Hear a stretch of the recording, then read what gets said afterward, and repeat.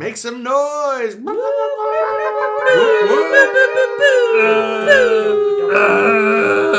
everybody scream! No. We're not doing. It's not that kind of podcast. Save the listeners. Oh, holy crap! So what's all the fanfare all about? The fanfare is at Voyager's home, guys. Fuck! Now I gotta keep all that in. I expected you were anyway. Holy crap! So here we are. We're doing the final Voyager episode, Endgame, today here on A Star to Steer Her By. It's our episode. I want to say 136. 316. So you had all the numbers. Jesus gosh! Oh, shit! It's that kind of day, guys. 136 would have been what? TNG probably. Probably. Yeah. TNG. Edit it in afterwards. No. Yeah. No. That means another recording, and Mr. that's not Black. happening. 316, you say? Yes. That's even better. We like that. Because here we are. We're doing the whole thing. Woo! Woo! I wish the episode with The Rock could have been 316. I mean, I know that he's not Steve Austin. But... Alright, fine. Apparently Liz is the only person here with any fucking culture. No, I mean, I got it, but I was just like, but that's not the right WrestleMan. Steve Austin, like the $6 Million Man? Or... Yes, also that. Also, yeah, different Steve Austin. But yeah, or maybe the same. We don't know. We're so interesting, guys. Holy crap. But if with American healthcare, healthcare, anyone can be the $6 Million Man. oh, sad face. I don't get it. It's expensive. Because it's very expensive to be insurance sick. isn't that good. Oh, is that why he's called the $6 Million Man? He has like a knee replacement. I mean, that's good. He got food poisoning, got some fluids at the ER. You're gonna be paying for that the rest of your life. All right, let's actually get to the end game that Ames is trying to desperately get to. We'll get there. It's a two-parter, so it's going to be a longie. Holy crap.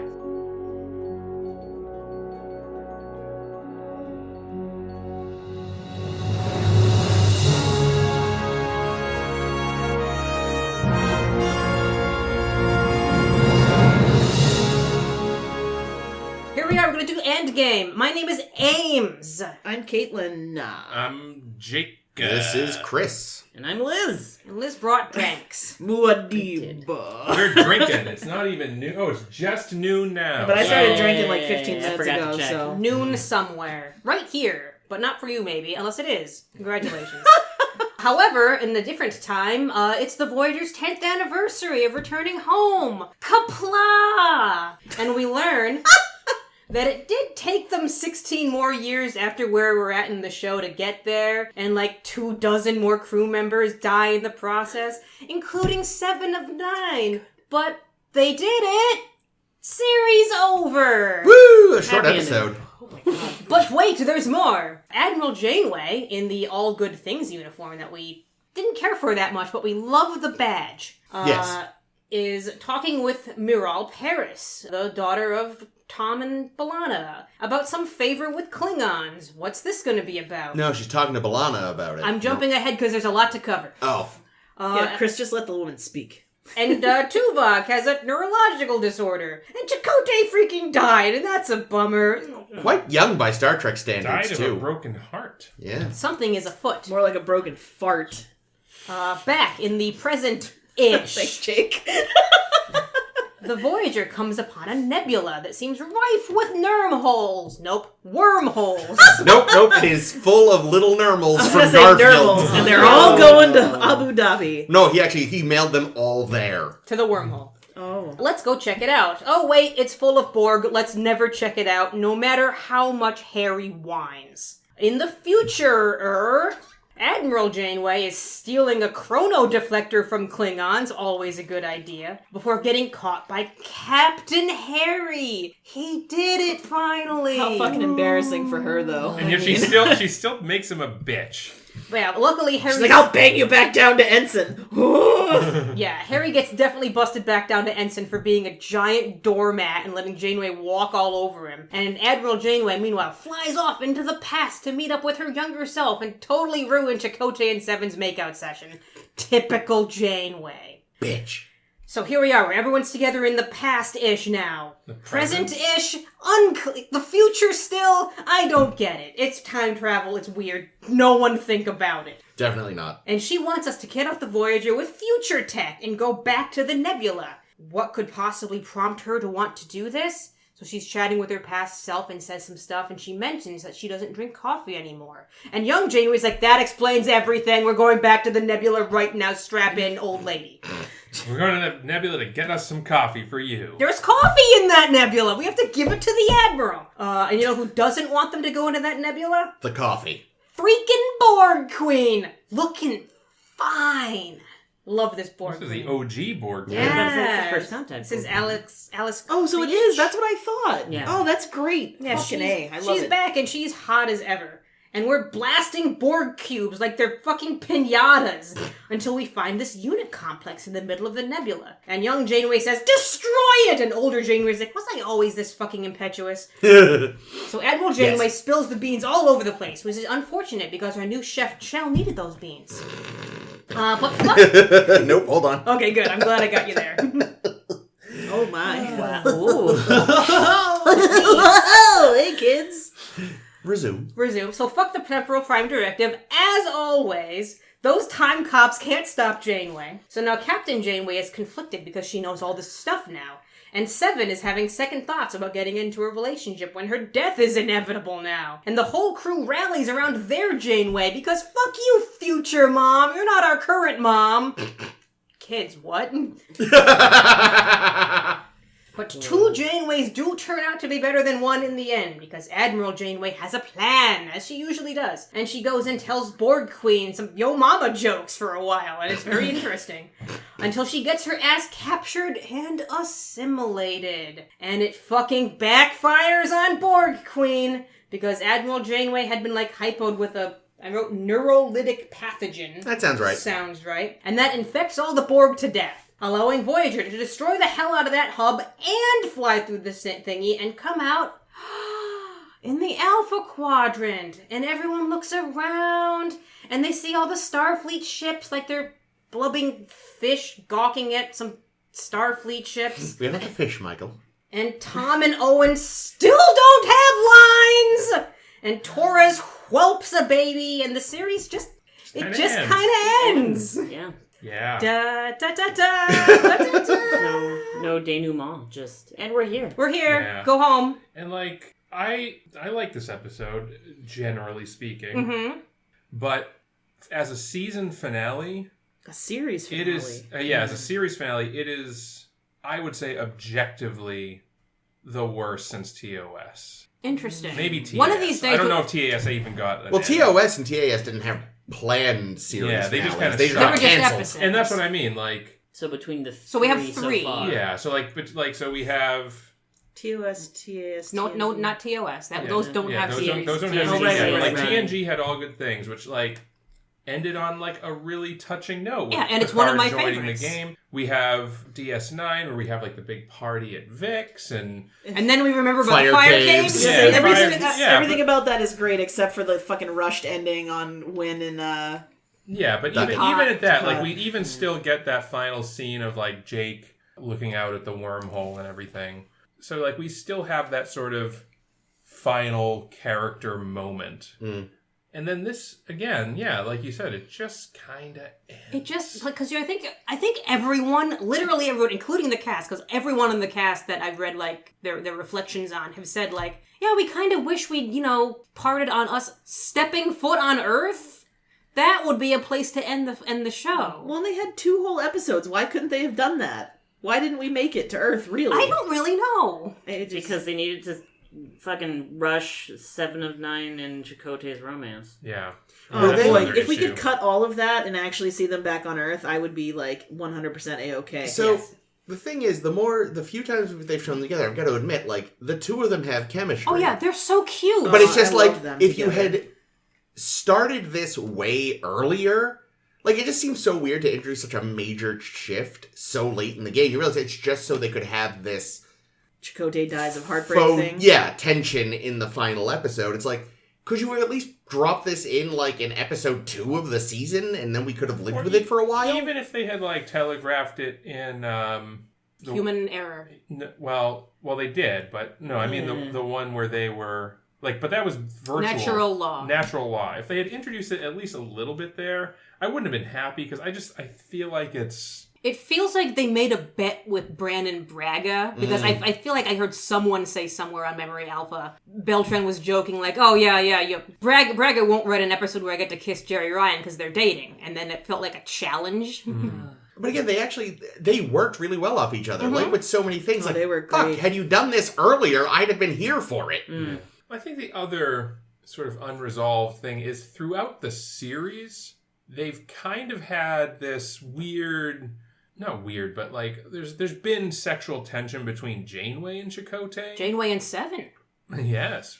And there's been sexual tension between Seven and Harry. Oh.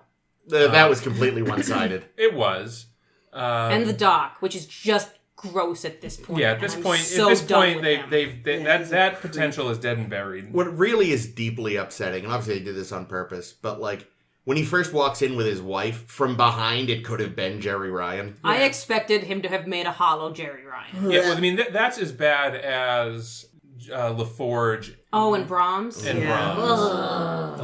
Like It's really I mean, gross. the thing is, I like the Doctor. I like 7 of 9. There's a possibility that at a certain point I would have liked the Doctor / 7 of 9. They're better as friends. But they made it too gross. They did. They made Agreed. it too gross to work. They did. So Yeah, I completely blame the writers for that. Again, as I said last week, I wonder how much of it is them just being mad at Robert Picardo for daring to have ideas. I yeah. bet some of them were his. I think he brought the idea. Did I write this down? That he should have a date that looks like that he should have a human date. It might have. It's possible.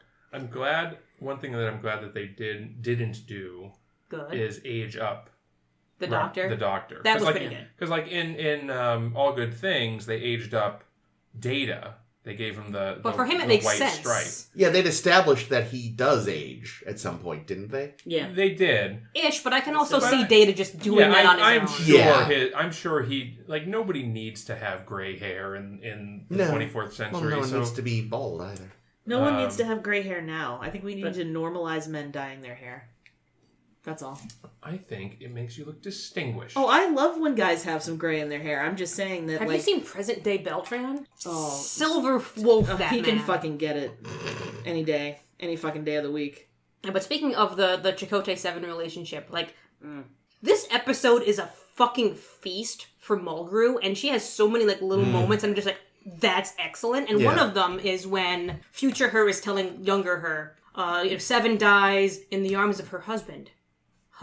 Chakotay. And there's this moment in younger Janeway where all she does is, like, shift her eyes, like, a millimeter. And in that moment, and I love when you can see actors thinking as their characters, and she's so good at it. In that moment, you can see all the things, oh good, Chakotay got over me. I wonder if he made Seven a tub. Oh good, Seven, got over her anti-relationship thing. Oh no, that's really sad for Chakotay. Oh no, that's really sad for Seven. Oh no, that's really sad for me. I wanted tubs. Well, and a three-way.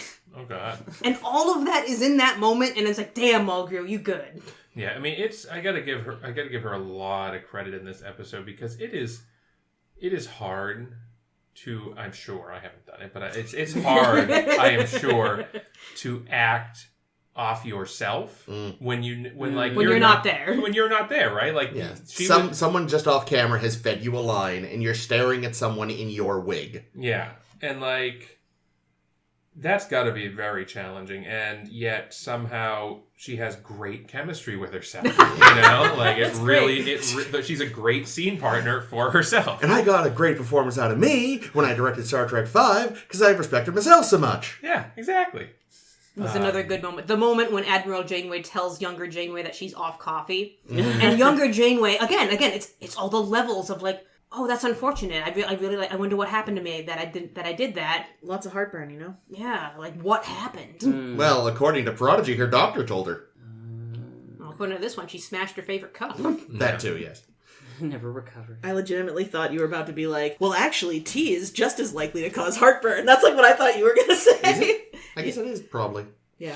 I really like the tension between the Janeways. Oh, yeah, they were Like, excellent. just, I love how much they care. Like in the script and in the performances, like both performances by Kate Mulgrew. And there's conflict between them, which is really good. That's what my favorite aspect of it. It isn't like other times we've had and like we see this whether in Star Trek or in other sci-fi, there's so much reflection of like, this is me in the future, this is what I will become, how this is me, as opposed to her. Like, Janeway seems to fall into the mentality, like, one, she has a self-assurance to like not use her future self to reflect on her own, not like to sit in self-doubt or anything once like that. Once you know about the future, it's no longer set in stone and all this thing. Yeah, and she definitely seems to have already learned that, but she doesn't treat Janeway, like, she doesn't treat Admiral Janeway as, you know, like, with any kind of weird tentative uncertainty. She just seems to accept Admiral Janeway as another person, and just, you know, she has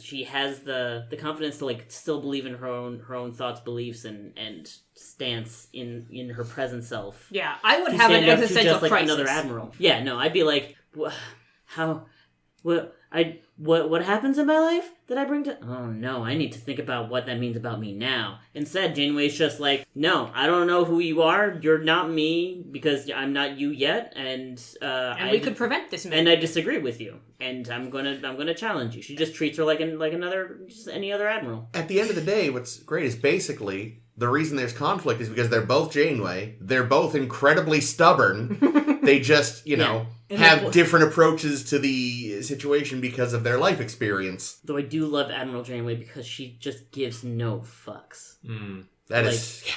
She's like the kind of old lady that we all aspire to become. She is... This is like... It's funny because I couldn't help but keep thinking of Chakotay and Harry's Excellent Adventure. Timeless. Yeah. Like, this is her timeless. But, whereas Harry became sort of, and put on a leather coat, she just became... Brooded. Yeah, she just became... Badass. just more Janeway and a lot angrier. Yeah. And I feel like when they lay out her reasons, it's not... It makes like, sense. The reasons make perfect sense, and they're very sympathetic, and I feel like other times this sort of plot happens, it's the older person going back in time to fix things is sad. Like, they're sad and old because they're weighed down by the burden of these tragedies in their life. Yeah, Harry was deeply sad in that episode. She has all these tragedies, like, accumulated, but she's just like, fuck it, I'm gonna go fix it. Time is my bitch. And somewhere Captain Braxton is screaming in a cell, I told you all, you should have let me stop her. So, well, I thought about this, right? Because here's the thing. That was the thing. So... the time cops from the future... Wildly inconsistent. Yeah, well, they don't show up, right? So this was meant to happen. So You've got such a backlog. Well, here's what I think. I think it was. I think that the future that they live in only exists because this event occurs. And the reason why they show up to prevent...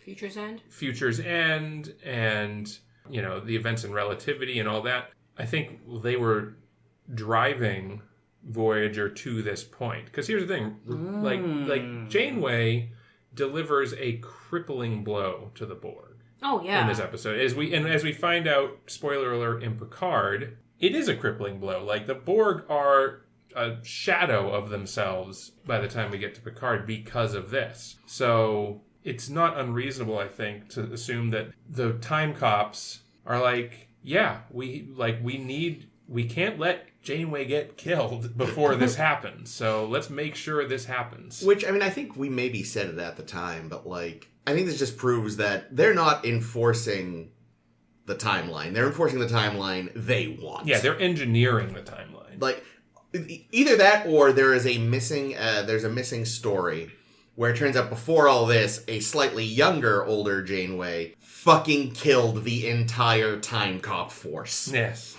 Just single-handedly just showed up, murdered all of them, which I'm okay with, because they're scary. They have too much power. That's a lot of power. Yeah. Duquesne's alright. I like him. Yeah. We do have... So there's an interesting paradox, obviously, because Captain Janeway, who returns to the Alpha Quadrant in this episode... doesn't become isn't this going to admiral. become... Yeah, no. So, like, paradox there. But then, the Borg Queen apparently doesn't realize... No, she doesn't. She's like, oh, if I kill you... then you won't come back in time, but it doesn't matter. That's why she actually fell apart, because she didn't say it out loud. She said, wait, But if she goes back in time now... she starts drawing the diagram. Making diagrams of straws like in Looper. Yeah, so like apparently it's wildly inconsistent. I'll chalk it up to the Borg Queen not fully understanding how time works, maybe. Which doesn't make a lick of sense. No. The thing is, most of these like time travel episodes only make sense if you assume it's not so much they're changing history as creating a new parallel. Yeah, it's reality. It's the Back to the Future 1 versus Back to the Future 2 approach. Yeah. I was just gonna say, we need Doc to be drawn as a diagram and apologizing that it's not to scale or something. So does this mean... So we leave assimilated Admiral Janeway with Borg Queen, who is falling to pieces around her. Are we left to assume Admiral Janeway just kind of dies of the same pathogen? Well, that Admiral thing Janeway blows up. Oh, she blows up? She finally got her deepest wish. Yay! She blew up. Yeah.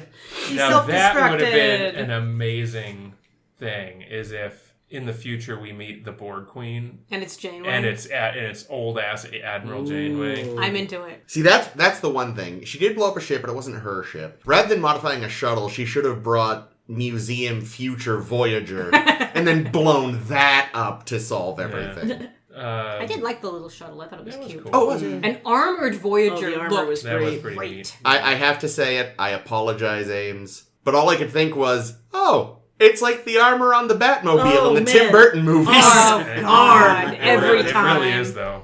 It's same kind of like it kind of locks on in the same way. Yeah, it like slides out like... Yeah. Wow, it always comes back to Batman. It really does. Damn it. Also, though, since you brought up Back to the Future again, the old age makeup is way better than it used to be. But my God, did middle-aged Tom look like old Biff? Not old Biff, like middle-aged, like Biff. Waxing the car Biff. Oh, from the original. Yeah. Yeah. Well, he actually, to me, he looked looked like rough. casino owner Biff. Yeah, you're right. That's what he looks like.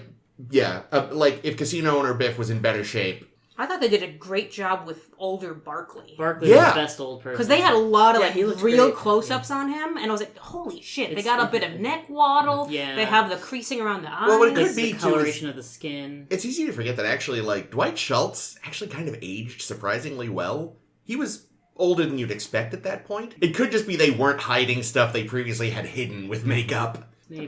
But he still wasn't as old as all that, so they only had to put some prosthetics on. But also his mannerisms were the most convincing, I think. Yeah. Of the old people contingent. It also extended to his clothing because, like, Janeway had like a well-fitted uniform. Oh, of course, she's one of the Everybody else looked great. women. Barkley's wearing these ill-fitting pajamas. Well, I hated the high waist. Pulled up to Well, and his it's not even, nipples. it's to not his even tits. pants, it turns out. At one point, we see Janeway folding one. It's a jumpsuit. Yeah.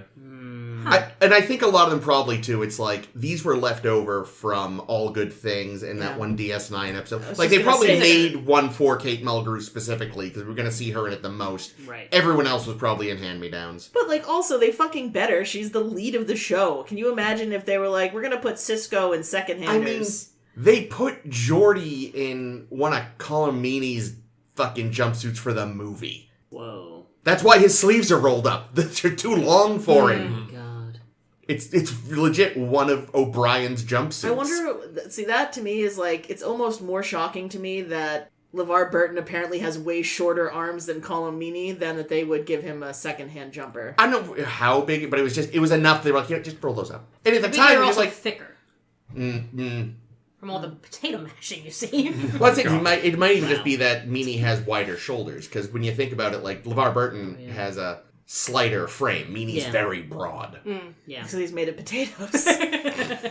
Sorry, I didn't want to let Ames have all the Potato fun. casual Irish racism fun. It's from picking up and flinging bobbies during the Troubles. Oh God. So I had another thought. Do it. So No, you didn't. Wow. Every now and again, We got they'll this off the internet. They just materialize. How much of what happened was exactly as Admiral Janeway planned it? Like, because she had to Everything start to finish. Well, she had to have known that she can't go back to the Alpha Quadrant on this Voyager. Like, that's not going to work. Oh, she even says... Well, she says that to Harry. She's I assumed it was going to be a one-way trip to the past. A one-way trip in that shuttle. But, like... because if Captain Janeway had just gone along with what Admiral Janeway wanted to do, or what she said she wanted to do, they would have just flown. They would have just flown into the transwarp conduit and popped out in the Alpha Quadrant with Admiral Janeway on board. But she can't do that. Like, she's gonna go to jail, right? Like assuming she doesn't just Back to the Future fade out, right? So I had this thought that maybe Admiral Janeway, because she even says when Captain Janeway's like, "Is there any other way we can do this?" She's like, "Well, there was one way." I was considering this with Doctor, considering that she had already kind of figured this plan out. I wonder if she was trying to do a little bit of reverse psychology on herself by what would work on me. Yeah, because she knows that Captain Janeway is not going to just not destroy the Borgs if given the chance. She's like one of the cats with the couch.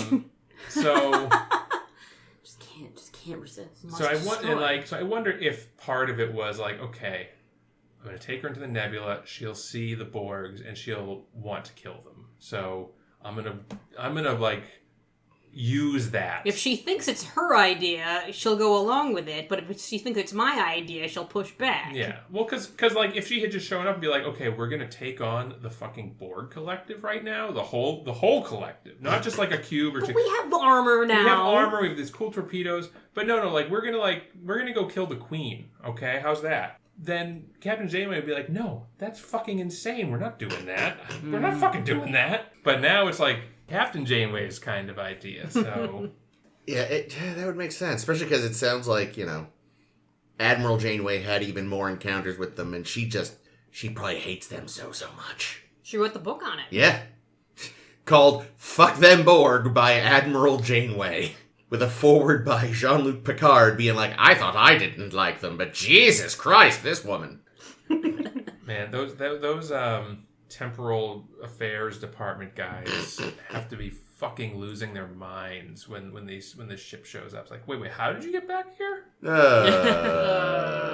classified. There we go. They told Cisco, they're like, Kirk, we got a file on him 3 inches thick. Then they get to the Janeway file. They have a wing dedicated to her. And it's not even that as we all know, Starfleet is bad at memory. Like, it's actually the most efficient memory system they have, and it's still the size of a gym. Yeah. They're just like, you wouldn't believe. But not a Jim Kirk. Yeah. I was going to say, which Jim? Hey. Which of the cats? So I also heard, before this episode came out, even probably before they solidified what was happening in the episode, Mulgrew stating that she would fully support Janeway going down with the ship. Even Mulgrew is like, Janeway must blow it up. Shit must destroy. And they kind of do, because they kill Janeway. Yes. And so you kind of feel it, but I almost wonder, what would the satisfaction level be if it was, I need to get my crew home and I'll, pull what she wanted to do at night and say, I'll stay here if you guys jump through the thing. And I don't know. I wonder how that would have played out. It would have made sense for her character and her arc that, if she's willing to sacrifice herself to get everyone else home, but then it would have ruined Prodigy. True. I think an interesting way they could have done something like that is have Admiral Janeway say to Baby Janeway, whatever happened to Baby Janeway? Okay, I have this plan, but it's risky, and there's a catch. And the catch is it takes 2 people to carry out this plan, so we got to do it. We're going to do it together. So then you have... So then maybe... grab that guy from Good Shepherd and kill his ass. Fucker. Well, maybe but he would have screwed up. They already left him on Workforce Planet. Maybe instead of old Janeway getting captured, it's young Janeway that gets captured. And maybe the Borg Queen doesn't know that there's 2 Janeways. So, that'd be interesting. So, the Borg Queen's getting ready to, assimilate or otherwise torture young Janeway.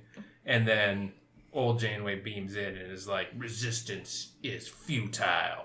Boom, boom, boom, boom, boom. Punches the shit out of the Borg Queen. Cool off. Punches her. And then they download the virus. Maybe, the plan was for young Janeway to get assimilated or something. I don't know. But in any case, old Janeway flips the script, gets herself assimilated, and then beams young Janeway onto the shuttle, and then she uses the shuttle to get home. I don't know. Maybe That's interesting. Yeah. So then, like, Janeway still kind of gets her sacrifice, even though like old Janeway short-circuited it. Old Janeway beams into the Borg Queen's chamber with a Tommy gun with the mobile emitter on it. Yeah. That gun from Field of Fire. Oh God. I'm going to jump to this note because it's on my card and I want to flip this card over. Sure. Garrett Wong, not a big fan of the stuff that they had him do in this episode. He maintains that, they should have, gotten to Earth. And also, and I think I mentioned this, when they first see, we're in the Alpha Quadrant, they all look more dumbfounded. Like, there's some awe, but there's no, like, emotion in the scene. And Wong is like, man, because we were all kind of taking our cue off of Mulgrew in that moment, who is exhausted, who is like, oh God, we've finally done it. Holy shit, we're home. And everyone else is just like, oh, there it is, wow. And Garrett Wong's like, no, I'm going to do a little something. And he stirs up a tear, and he does a little lip quiver, and he's looking, oh, home. And then he's so proud. I did a little thing to show that, we're actually feeling emotion in this scene. And they tell him later, we moved that moment. And he's like, what? To where? After you hear the baby crying. Oh. So now, you're wah. Tom looks all happy about being at Dadham's. And it flips to Garrett Wong doing the tear because, my friend has a baby now. Not because, we're home after all this fucking time and I'm overwhelmed. What, especially like in the same episode where they have him acknowledge that he has, in a stupid ass monologue, but one of the key points being, I've cleared, like, it's no secret that I've probably been the most enthusiastic about getting home. It makes sense for him to. Why are there so many? Is this still like how much has been going on in the season just to screw Garrett Wong? A lot, everything. Yeah. Like, this is beyond levels of petty, and it's just increased my hate for what's his face. Like Picardo? Oh, Braga. Berman or Braga? Berman. I mean, let's just blame Berman. Whoever made the decision. Always easiest to blame Berman. Yeah, fuck that guy. Like, I wanted in that scene, like, they see their home, and they should, like, hug and weep and shout. It's like, fuckers, come on. They should each have their own, like, this is their final character moment. Yeah, and then the audience gets that emotional catharsis as well, instead of, they made it. Like, fucking yeah, they made it. I think they should have just finally just had Tuvok break character completely. Just go, about fucking time. Alternate thing they could have had Harry do. They're there, everyone's quiet. He just nods, pushes a few buttons on his console. Transporter effect, sound, bends down, stands up, got his fucking sax, and he wails like Bill Clinton. Yeah. Man. That's definitely what this needed, was more sax. Like, I see what they were going so cool. for, but... I just think generally they tried to squeeze too much into one episode. Even It's though two even though it's a episodes. two-part. Like, trying to do all, like, the entire 7 Chakotay romance. Yeah. Jesus Christ. Plus the baby. Why was it so... Like, the baby, sure, that's something that you've she had... didn't just become pregnant 2 episodes ago, so... We end without seeing the baby. No, we see it, briefly. That's what I'm saying. But if we Oh. were to end without seeing the baby, it would be... Yeah, we heard the cry. unsatisfying. Yeah. Like, without the baby being born. Like, if we end and she's still pregnant... Yeah, and then it's, Like, my baby gets to be born in a hospital. You instead could of wrap it here. up, but, like, it's more sasatisfying for a series finale to just give us the baby. And, Yeah. Oh, yeah. I don't think they should have cut the baby. But the whole 7 of 9 thing, like, why? Why was it so necessary for that to happen? It wasn't.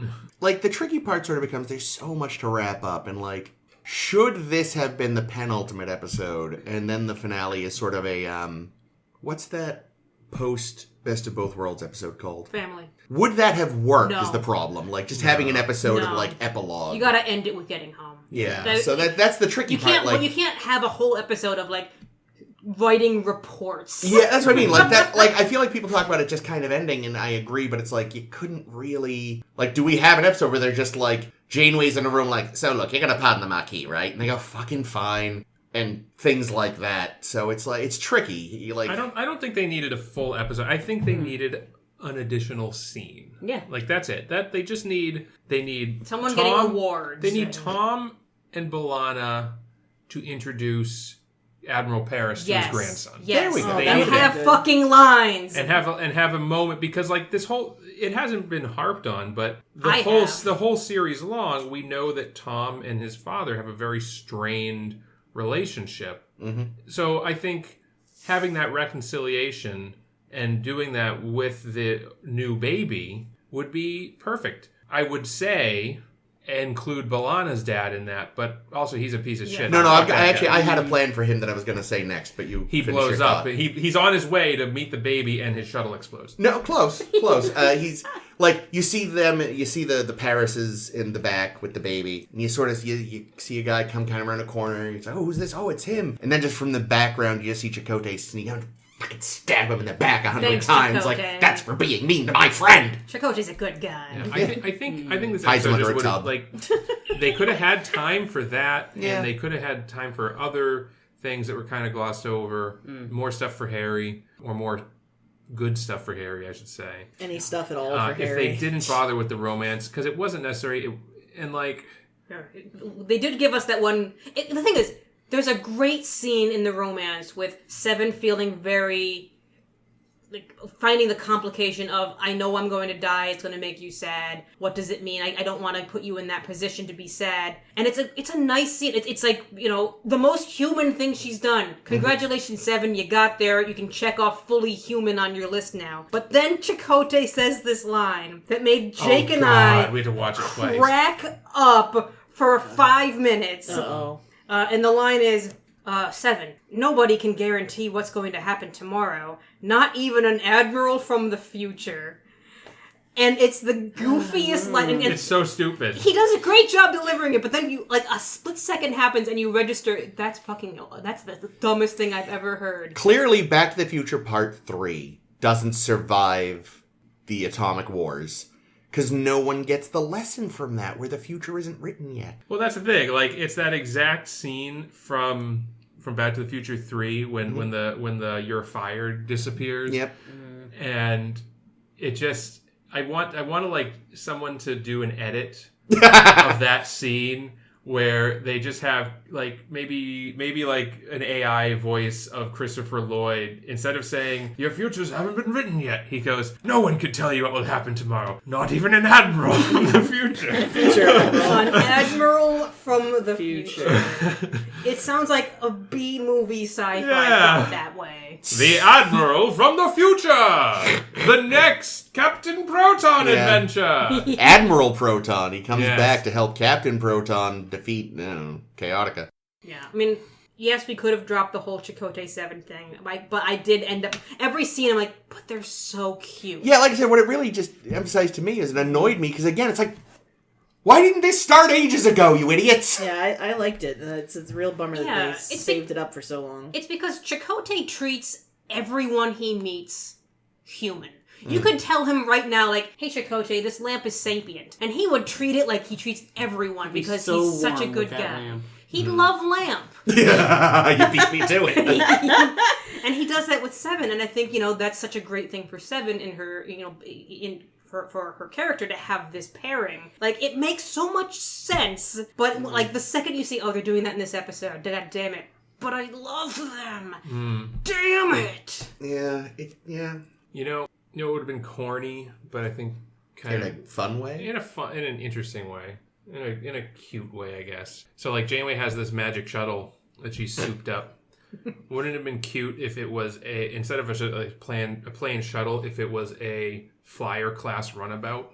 Oh, I like that. That is cute. Oh, yeah. Or a Captain Proton blimp. Yeah. I guess they cut a scene, or they deleted a scene at some point. I don't know if they filmed it or not. That would have been Chakotay having dinner with both Janeways, and then Admiral Janeway would take him aside, you know, out of earshot of Captain Janeway. And Admiral Janeway would ask him, like, oh, how's things going, you know, romantically or whatever. And he's like, I don't know what you're talking about. He's like, well, I know about you in Seven. And he'd be like, oh yeah, it's doing good. You build her a tub yet? So many. Yeah, I don't know. I think they could have lost the romance, and they didn't even need it. It didn't even need to be a romance subplot. It could have just been Chakotay was the one that died on the trip home. Yeah, and Janeway feels incredibly guilty about that because... Or they both die in different ways. Yeah, maybe they're both dead. Maybe I lost Chakotay, and I lost Seven on the trip. 2 of my best friends on the crew, and my very best friend in the whole world, Janeway. Tuvok is going nuts. Mm-hmm. And it's just the cost of spending another 16 years in the Delta Quadrant is too high. So that's why I'm doing it. Yep. The fact that Seven died and then Chakotay died years later. It's also not personal enough for Janeway, right? I think it would have been more personal if it were really, it could have just been Chakotay or Chakotay and Seven both dying without the romance. Also, I know... Ghost romance. That's Bev. Ah. I know, it's like, oh, look, Harry's finally a captain. Yeah, but they still gave him a fucking 20-year-old ship. Rhode Island? Yeah. It was Nova. pretty. It was a Nova class. Yeah, but by this point, when you think about it, that's an old fucking ship. It was souped up more. If you actually look at the shipyard's books and ship, Mm-hmm. it looks different than the Equinox. Oh, it does, okay. It's got a little bubble over the bridge. Okay. Which is cute. Listen. It's not on fire. That's the thing they don't explain. That was actually just part of the design of the original. Oh, maybe. Very controversial. Ransom was having one a of Starfleet's most celebrated starships, the Hood, right? Who has been at all these fucking engagements, Wolf 359. Yeah, it's true. All these other engagements. I think we see it in DS9. What kind of ship is it? Fucking Excelsior class. It's 90 years old. Yeah. Starship design. Was that which the one's Excelsior class? The Excelsior from Star Trek 3. Oh, okay. Isn't that the one that dropped McCoy off at the Captain Fancy Baton. the Enterprise D in the premiere? Probably. Was it that? It's because it's definitely an Excelsior, but I can't remember if it was the Hood or not. Yeah, we see the Hood a few times. Yeah, that's true. Still kicking around, by the way. Yeah, and I assume it's not the only Excelsior class. So I mean, if you have a good design. In Prodigy, we see something very, very similar to the Excelsior class. Yeah, well, they tweaked that too. In Prodigy, they show a lot of ships that look like refit models of other ships. So yeah, well, I think in Picard season 2 they introduced the Excelsior 2 class. Yeah, well, they also have the Neo Constitution class, which so ugly. That, being fair, is something... A lot of the stuff in Picard, they actually just took ships from Star Trek Online and said, fuck it, they're canon. And I think that was one of them. The Neo Constitution class. So ugly. You know what it is? It's ugly. It's a fucking PT Cruiser. Oh my god, yes! Fuck, that's exactly what it is. I don't remember what it looks like. We'll have to look at it. I mean, it's just the point of the PT Cruiser was we're going to make a shitty... modern day vehicle. We're going to make it look. We're going to put fake wood paneling on. We're going to make it look like a classic hot rod, but it's a piece of junk. Oh my god, Parents had a PT Cruiser for a while, didn't they? My mom still has a PT That's Cruiser. exactly what it is, though. It is the PT Cruiser of starships. Fuck. It's just nostalgia bait for boomers. Well, fucking let them rumble. I'm going to bring it back to Tuvok. Because we get some great Tim Russ stuff, which is always awesome to see when they give Tuvok something to do.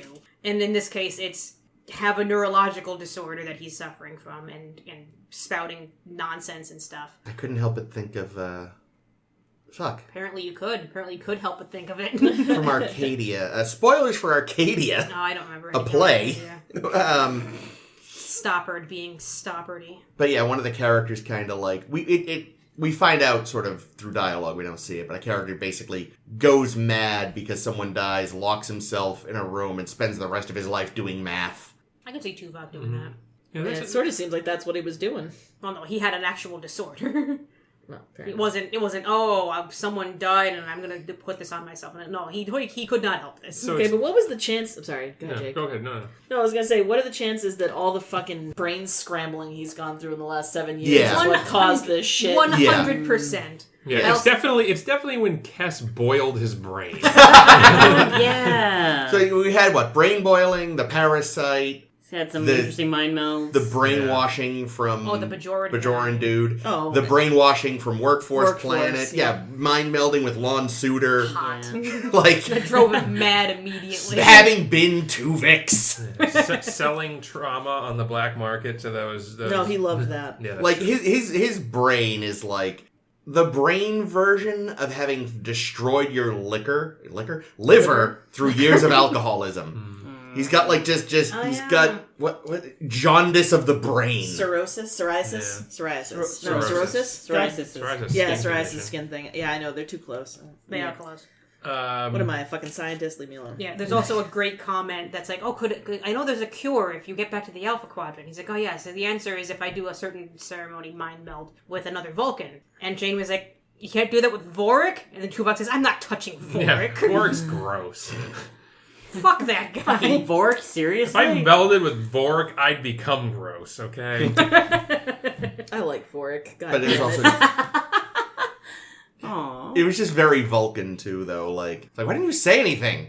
Needs of the many, motherfucker. Yeah, How many yeah. times do we have to say this to you humans? Do you know how many half sisters and half brothers I have? Do you know how many ambassadors and parents of my parents are ambassadors who have been on this very ship? Well, so apparently Both of the them. needs of the many isn't just a standard Vulcanism. It's specifically a Spock thing. Yeah, that was to weird. quote Ambassador Spock, it's like, okay. I figured that was just a Vulcan thing. I thought so too, but I guess it's really Maybe it's just another a Spock Spock. thing. Well, I don't know, because the needs of the many outweighing the needs of the few may not be the logical choice depending on who the many and the few are. Yeah, it could be And that I feel like a Vulcan could argue their way through that. Because the few could then be crucial to the needs of the many. Right. Oh god, if we're in a fucking what's the word? Like a loop. feedback loop? Yeah, feedback loop. Yeah, well, exactly. It's probably just something that Spock made up to make Kirk feel better. And actually, I can see it, in a weird way, like when you think about it, Vulcans. Yeah, it needs the many on the one hand. On the other hand, Vulcans are just so fucking full of themselves. It's like I am terribly important. I need to live. Do you know how many Katras I'm holding right now? God. So many. Well, here's a tiny, tiny touch that I wrote down, but I heard it on Memory Alpha, and I wouldn't have noticed it if I hadn't written it down.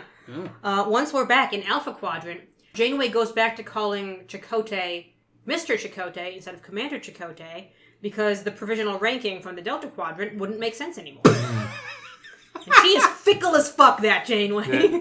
Whoa. Immediately demotes him. Well, he's McKean. Yeah. He's going to prison right now. I liked the touch of having her final order be set a course for home. Yeah, That was nice. That was good. Yeah. They said the words "to the journey" so many times this episode. Oh and my that's, god! And that's going to be the name of the documentary when it comes out that I was hoping would be out in time for us to finish this show. But Shit. I guess they have so much extra shit to do, and COVID, I'm sure, took an extra time off of this thing. I forgot that was going to be the name of the... The documentary? Yeah, now I need a new name for this episode. That's what I was going to call it. Oh no! It would be in true Star Trek fashion if you just duplicated the title. True. That's true. I'll call it To the Journey. What's the number 2? Oh, Yikes. Too Journey, Too Furious. We Too Journey, Too Home. I bet you could drift an Intrepid class. Yeah. I mean, good. we've all seen Spaceballs. Yeah. we get one scene of Ethan Phillips on Briefly, And yeah. it was sweet. playing. Yeah, Oh, it was sweet. great. It was a shame that it was in service of the romance subplot, but But also, I love the idea that, like, she didn't feel comfortable confiding with anyone on the ship about it, so she's talking to Neelix, who's, like, helping her plan dates, which is so Neelix. It is. It was actually appropriate, I thought. I liked Yeah. it. That's so Neelix. Hope they're able to call him back. Right? With Barclay's Finish their array. game. We'll just be like, oh, hey, Neelix, we didn't all die or something. Just so, because otherwise, just one day they stopped calling, and he would have been like, oh. Oh no. And then he packs up all his Talaxian friends and books it to the Alpha Quadrant to see what happens. But, again, they do have the quantum hoodly 11-minute thing. I'm sure they just rang. We're like, we're fine, we're here. what are you doing? Can you play a game of Kataskat in 11 minutes? Well, it'll be like when people do like mail chess. Chess by mail, mail yeah. chess, They can just do that. I would really want to know how to play Kataskat. The writers don't know. I know they don't, but I would like to know. I bet fans have come up with something. I feel like at least this time I had the clearest idea of what Endgame looks like. Because it's always just a pile of sticks. And Oh, that's Calto. Oh, Calto. Oh, Catascat- Catascat was the board game. Yeah, yeah, It looks like Connect 4. Yeah, It's shit. Calto, the idea is that eventually it creates a like a little cage. form. Yeah. I liked that Icheb got to... Was that in this episode? Yes. Yeah. Oh, awesome. I like that Icheb got to beat Yeah, but only because his brain isn't working. Right in front of Harry. He might have won anyway. It's just, it's convenient. I like that Tuvok is such a sore loser that, like, if he loses a game, it must No, my brain must be malfunctioning. He's got some kind of medical problem. Well, it's actually Kim. it made me think of like the Finney episode where Spock is like, something's wrong with the computer because I can beat it at chess. And they're like, what? I programmed it. So if I'm playing it, the best I should be able to do every time is a draw. I'm beating it. Someone broke the computer. And yet, Kirk's a better chess player than Spock, so... Because he cheats. Yes. Oh, right. That's from, Where No Man Has Gone Before. Yeah. Jesus, I forgot about that. Yeah, so we meet Naomi Wildman's daughter, but we don't meet future Naomi Wildman. Yeah, they already were paying enough actors to talk. That's true. Had to bring some Klingons, you know. Yeah. I liked Meryl Paris. She seemed cool. Oh yeah, I love how Klingon she was, how effectively Klingon she was. Yeah, because fuck you, Mom. You don't want me to be Klingon? I'm going to be more Klingon. I am so Klingon. It was really cool, though. Yeah. I liked it. And I thought it was interesting that the Klingon genes seemed to be very strong. Yeah, her ridges seemed more defined than her mother's. She enhances them. I was going to say that's because she uses makeup to, like, highlight it to make it pop more. What's interesting... How to make your ridges pop. So, like... Maybe she's an influencer. Ooh. All these people agreeing to go along with this, essentially being like, well, gonna erase myself. Hope it works out. How many of them knew that this was what it was for? At the very least, Harry. Barclay. Barclay, yes. Barclay told EMH who told Harry. Right, and Harry still, even knowing that, lets Admiral Janeway talk him into it. Well, yeah, that's because letting she's her doormat. go. Yeah. And Janeway has a history of abusing ensigns, so Yeah, the fact that she wouldn't have told Morale what's actually going on isn't surprising. But I guess Barclay going along with it makes sense, because Barclay's a little insane. Yeah. Also, you have an insane plan? I'm there. Yeah, Janeway just talked him into it. Oh, and B'Elanna, apparently in the future, basically has K'Ehleyr's job. Yeah! Oh, yeah, that one makes right. sense. I didn't think of that. Liaison to the High I like Command. that. Which again, because K'Ehleyr also wasn't fully Klingon, was she? Yeah, no, she was half, right? Yeah. She was great. Yeah, she's the best ever. Kind of bummed we did not get to see Chell making food. Failing utterly. I love the pun names. I did love the We don't puns. know if he's a bad cook. We just know he's a bad titler. Chicken warp Namer. cordon bleu. Great. Yeah, you're Those are mispronouncing great great again. Okay, well, again, as far as everyone else is concerned, I also was amused by them. Yeah. It does, I do love the idea, though. I was like, because we talked about it, I was like, oh, man, who's going to replace Neelix? Oh, Chell, that makes a weird kind of sense. Yeah, it seems like a lot of Bolians go into service industry. Because weren't there were 2 Bolian barbers on That's right. the Enterprise. Mott started a whole franchise, because we saw that on Free Cloud, I think. Yeah, and Chell did, we knew he had no aptitude for security. We've known that for 7 years. Well, he'd been a Maquis, for God's sake. Yeah, he was probably the cook. He was the IT guy or something. Well, I think it was, who was it? I remember we were talking about, how the hell did Chell wind up in the Maquis? And one of you, wasn't me, said, it was to impress a woman. And it was like, that's exactly what it was. Yep. Yep, no, that is not a man who had strong ideological convictions. He fell for some rebel. Do you think it worked? I mean, he wound up in the Maquis. Oh, to impress the woman. Yes, no, not correct. at all. Okay, that's yeah. Or it didn't. She died tragically, one or the other. Oh, wow, boy, well. Valid, yeah.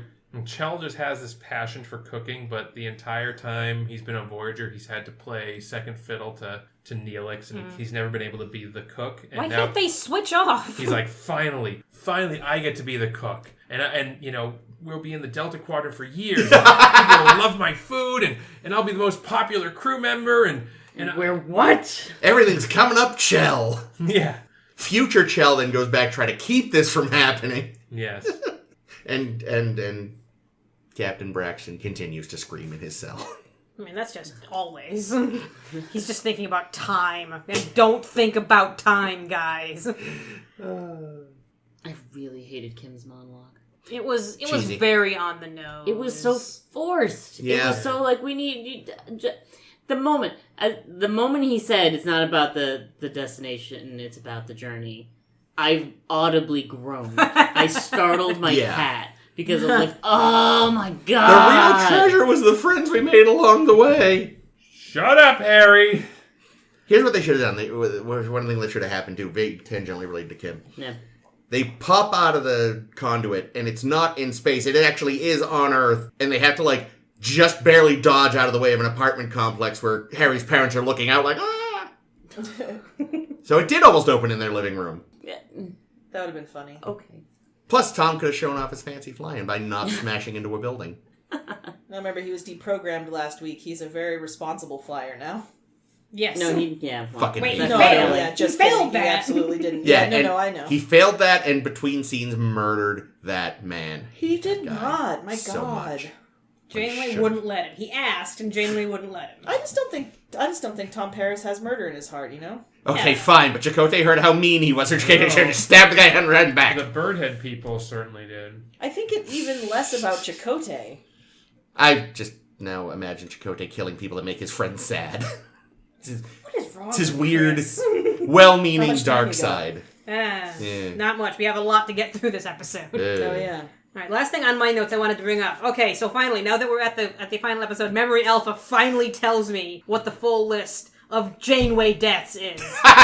Because Whoa. the whole, like, every time there was a new Janeway death, I'm like, this is the 8th Janeway death, this is the 5th Janeway death. And I'm like, but how many total are there going to be? And we finally get to this episode, and there's 9 of them. So there's this one. There's Time and Again, Deadlock, Before and After, Worst Case Scenario, Year of Hell, Timeless, Course Oblivion, because it is kind of a Janeway, and Relativity, and somehow, all their list of Janeway deaths, none of them had Coda. So there might even be more Janeway deaths. Oh, yeah. So much Janeway death. She looks great. Oh, you look great for someone who's been dead so much. Quite a lot. Would you say death becomes her? Oh.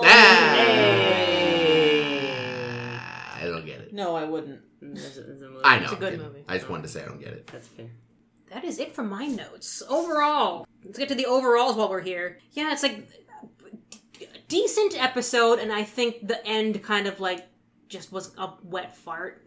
Because I feel like I was so like ready to be happy that they're home, and then it just ended. And I was like, but I wanted to be happy. I'm not happy enough. I think just like even if they kept it confined to that scene and didn't add an additional scene, which they should have, like Changing the diaper scene. they could have just done more with Harry's. the scene. Like there wasn't enough characterization. Like there were these were our final character moments. Yeah. It wasn't even like a panning shot over each of the crew, Right. like close up showing all of their individual reactions. Yeah, like they should have had that pan. Like I think in one of the movies, Insurrection, I think they do a pan over everybody when Except something's happening.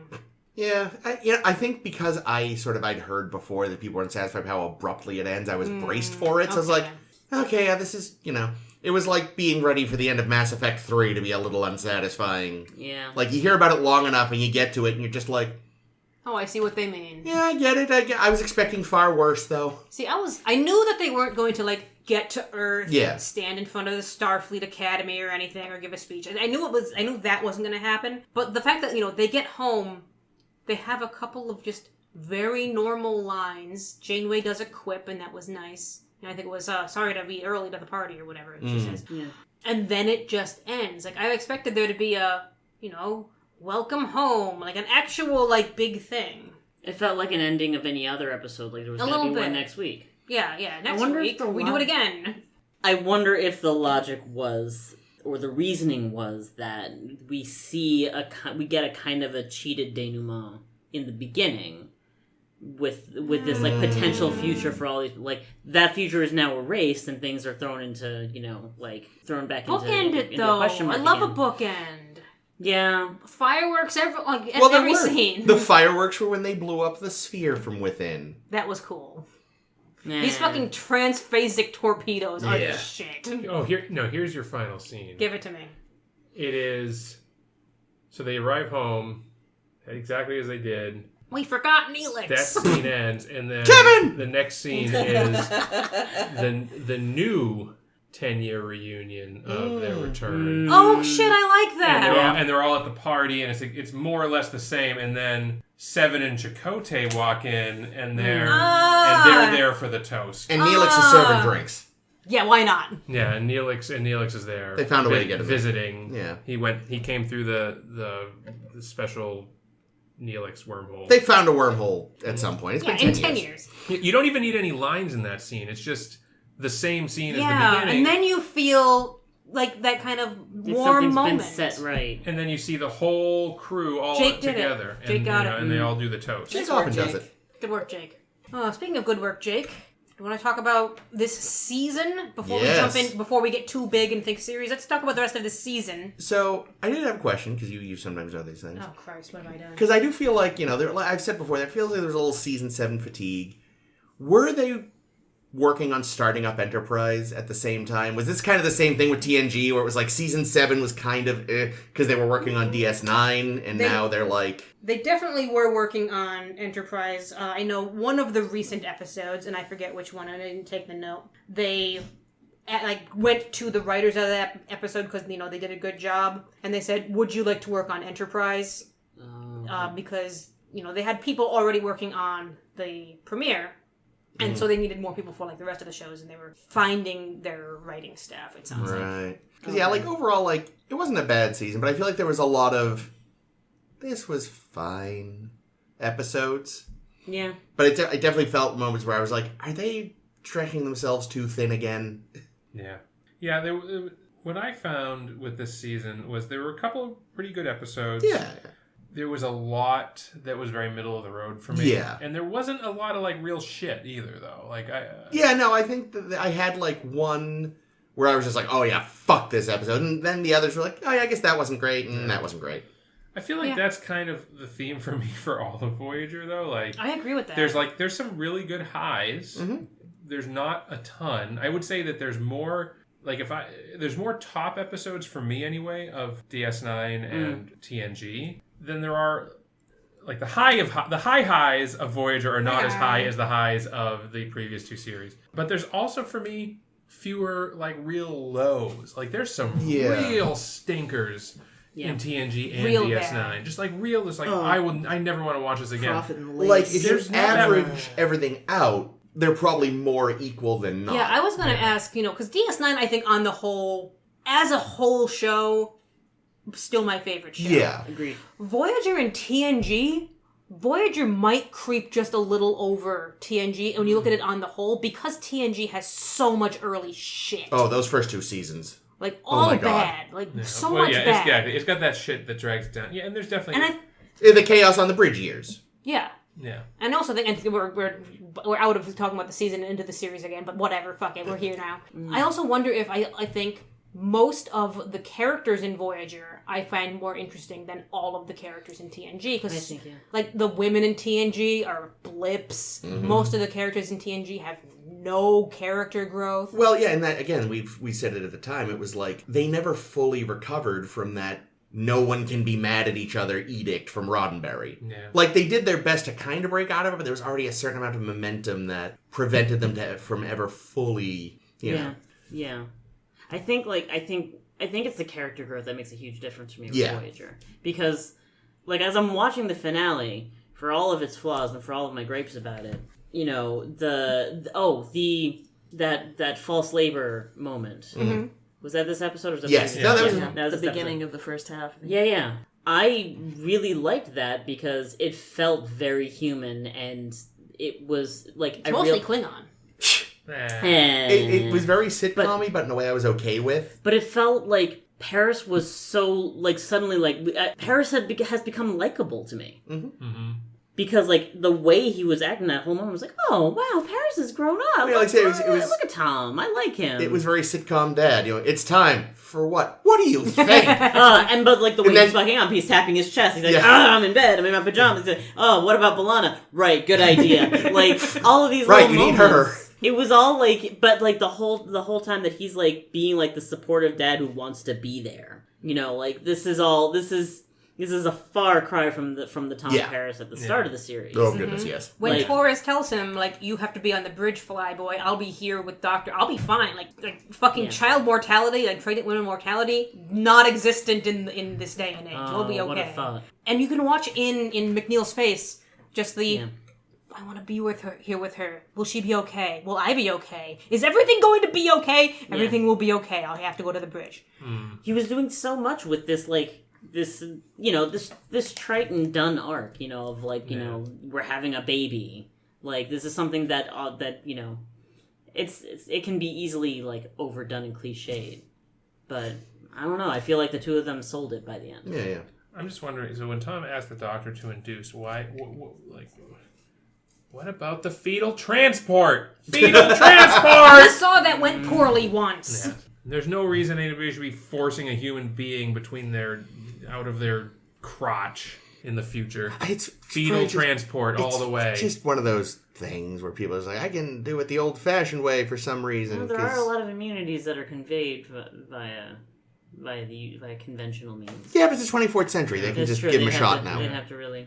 Anyway. Nanites. Yeah, going back to this series, comparing it with others, I think, I agree that like the character work on TNG was piss poor for most of the characters. Yeah, they did something with Worf, they did something with Data, they did nothing with anyone else. Like, how did Picard got some work. Like, Picard got moments where, like, Inner Light and things like that, yeah. like, contained ones, but, like, overall, if you compare Picard at the beginning of the series to Picard at the end of the series, like, what major change has he overcome, except for, like, He's just added trauma. Yeah, like, he's coming out with more trauma. I would say he became less of a stick in the mud. Like, I think that's what they were trying to illustrate in All Good Things, is that, like, Picard's never really connected on a personal level with most of the crew. I think he definitely, over the course of the 7 years, the stick gradually got pulled out of his ass. I can accept that. But yeah, I mostly agree. So I would say that, like, Voyager combines, like, the really strong character work that was done on DS9 with this, like, the format and structure and the types of stories on TNG. You have to end where you begin. Yeah. Very little continuity. Which, to me, ultimately, I would say it ends up being kind of a watered-down version of both, right? Like, we don't quite get the level of character work that we got in DS9. Right, because of that wiping the slate. Yeah.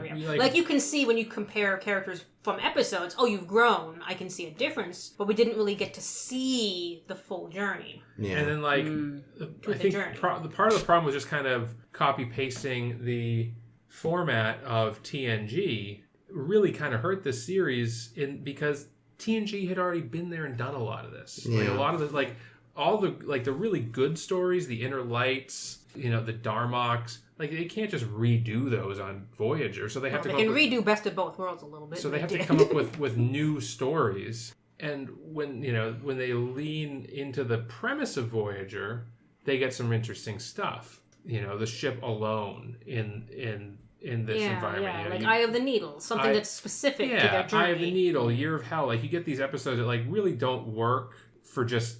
that wouldn't have worked on TNG because there's always Starfleet ships nearby, and if you get into real trouble, you just call your friends. God, that's the one thing I forgot to mention about the episode we just watched, or about Endgame itself. This is the first fucking time in the history of the Federation that a shitload of Starfleet ships were near Earth. Near Earth, yeah. When he was like, get every ship in the area. There's a fucking armada. Yeah. Fucking somewhere, a very old, retired Captain Goddamn Cameron from the Enterprise B is like, where were you motherfuckers when Kirk got blown out of my ship? Oh, man, he is so PTSD about that, I bet. Mm-hmm. Poor guy. He blames himself. So much. So yeah, like, to me, like... Kirk wasn't even dead. I think ultimately, I mean, I really do like Voyager. I don't think I like it as much as I like either DS9 or TNG.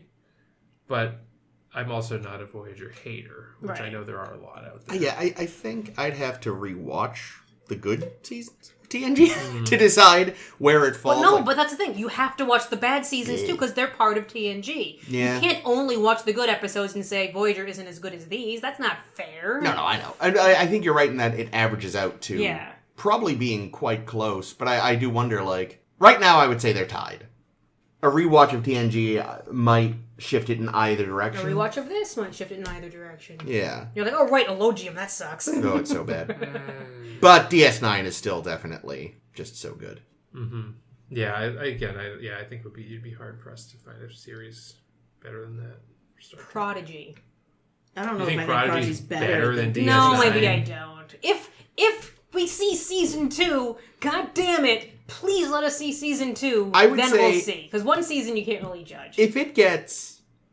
If some sane, sensible, not moronic network says, fine, Paramount, you idiots, we'll pay to make more of this show, and it gets enough seasons, I could see it getting close. It could. Well, if they maintain this level of quality. No one can tell you what the future of a TV show is going to be. Not even an Admiral from the future. So I love it. I love it so much now. So, we've talked about all of it. Let's narrow back down, shall we? All right, so we're going to get back to just season 7, the last season we just watched. Season 7. Which was fine. Like we said, there's some good. There's not a ton of bad.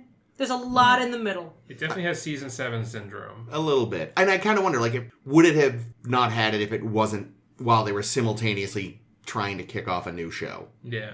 I don't know. See, I also think, because they see this is the season that we have to be getting us home, that kind of narrated what some of the stories had to be. Yeah. Which is why we got, some, more Barclay shit, and we got some Doctor shit. And yeah.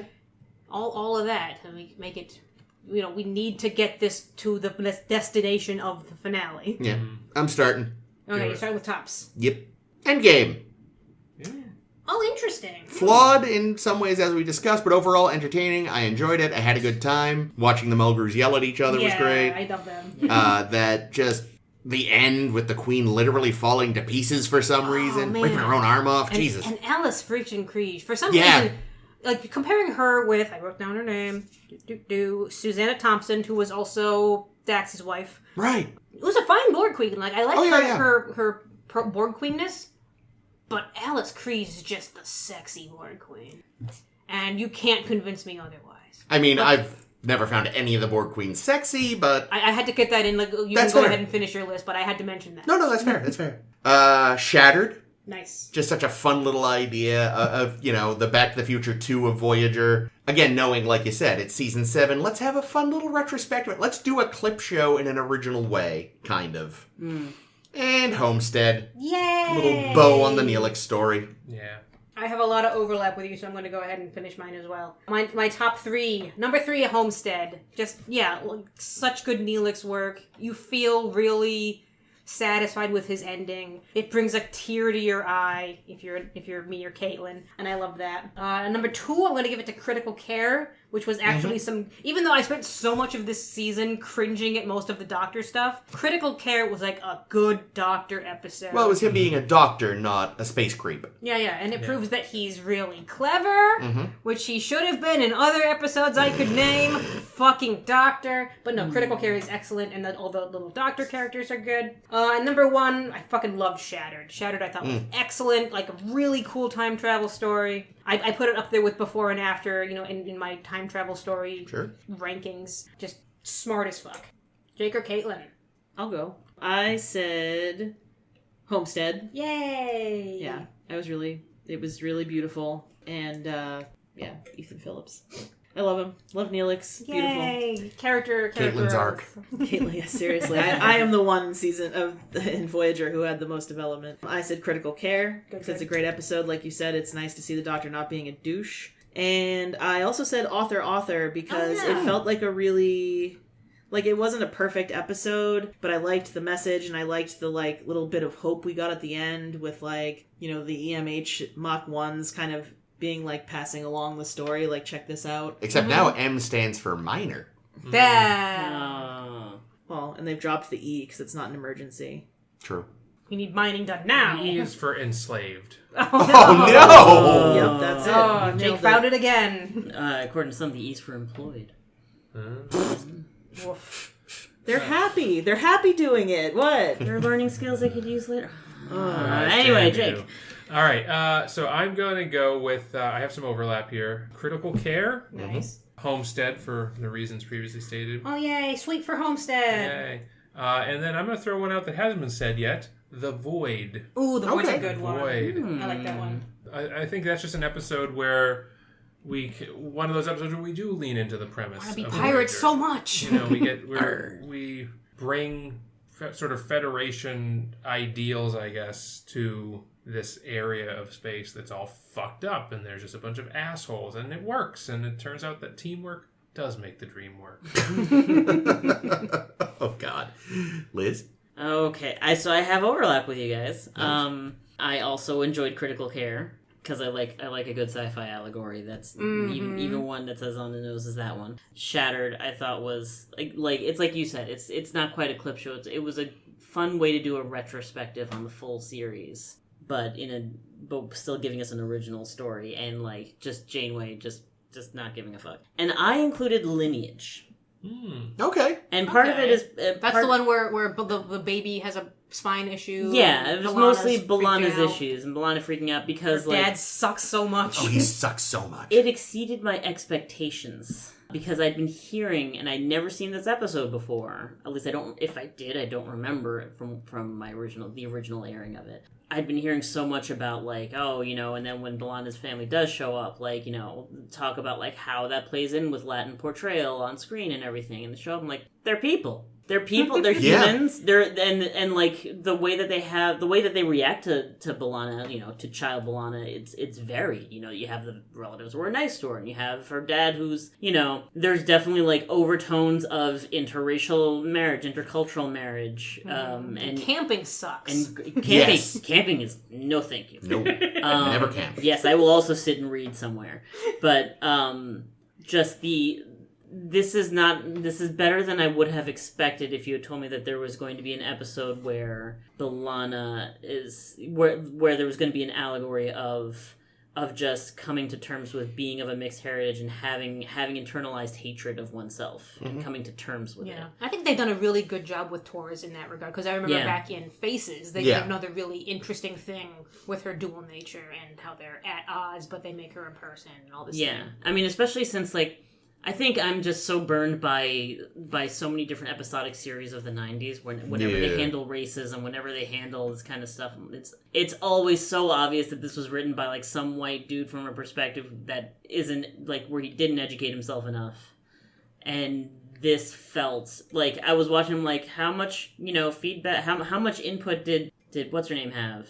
Dawson? Yeah, Roseanne Dawson. Roxanne. Jeez.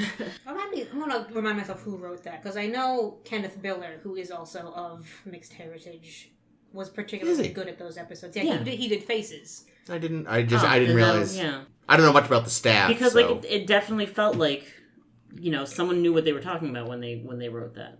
Written by James Caan. I don't know who this person is. Wait, is that No, he happens to share a name with a famous actor. I was gonna say, is that the actor? Yeah.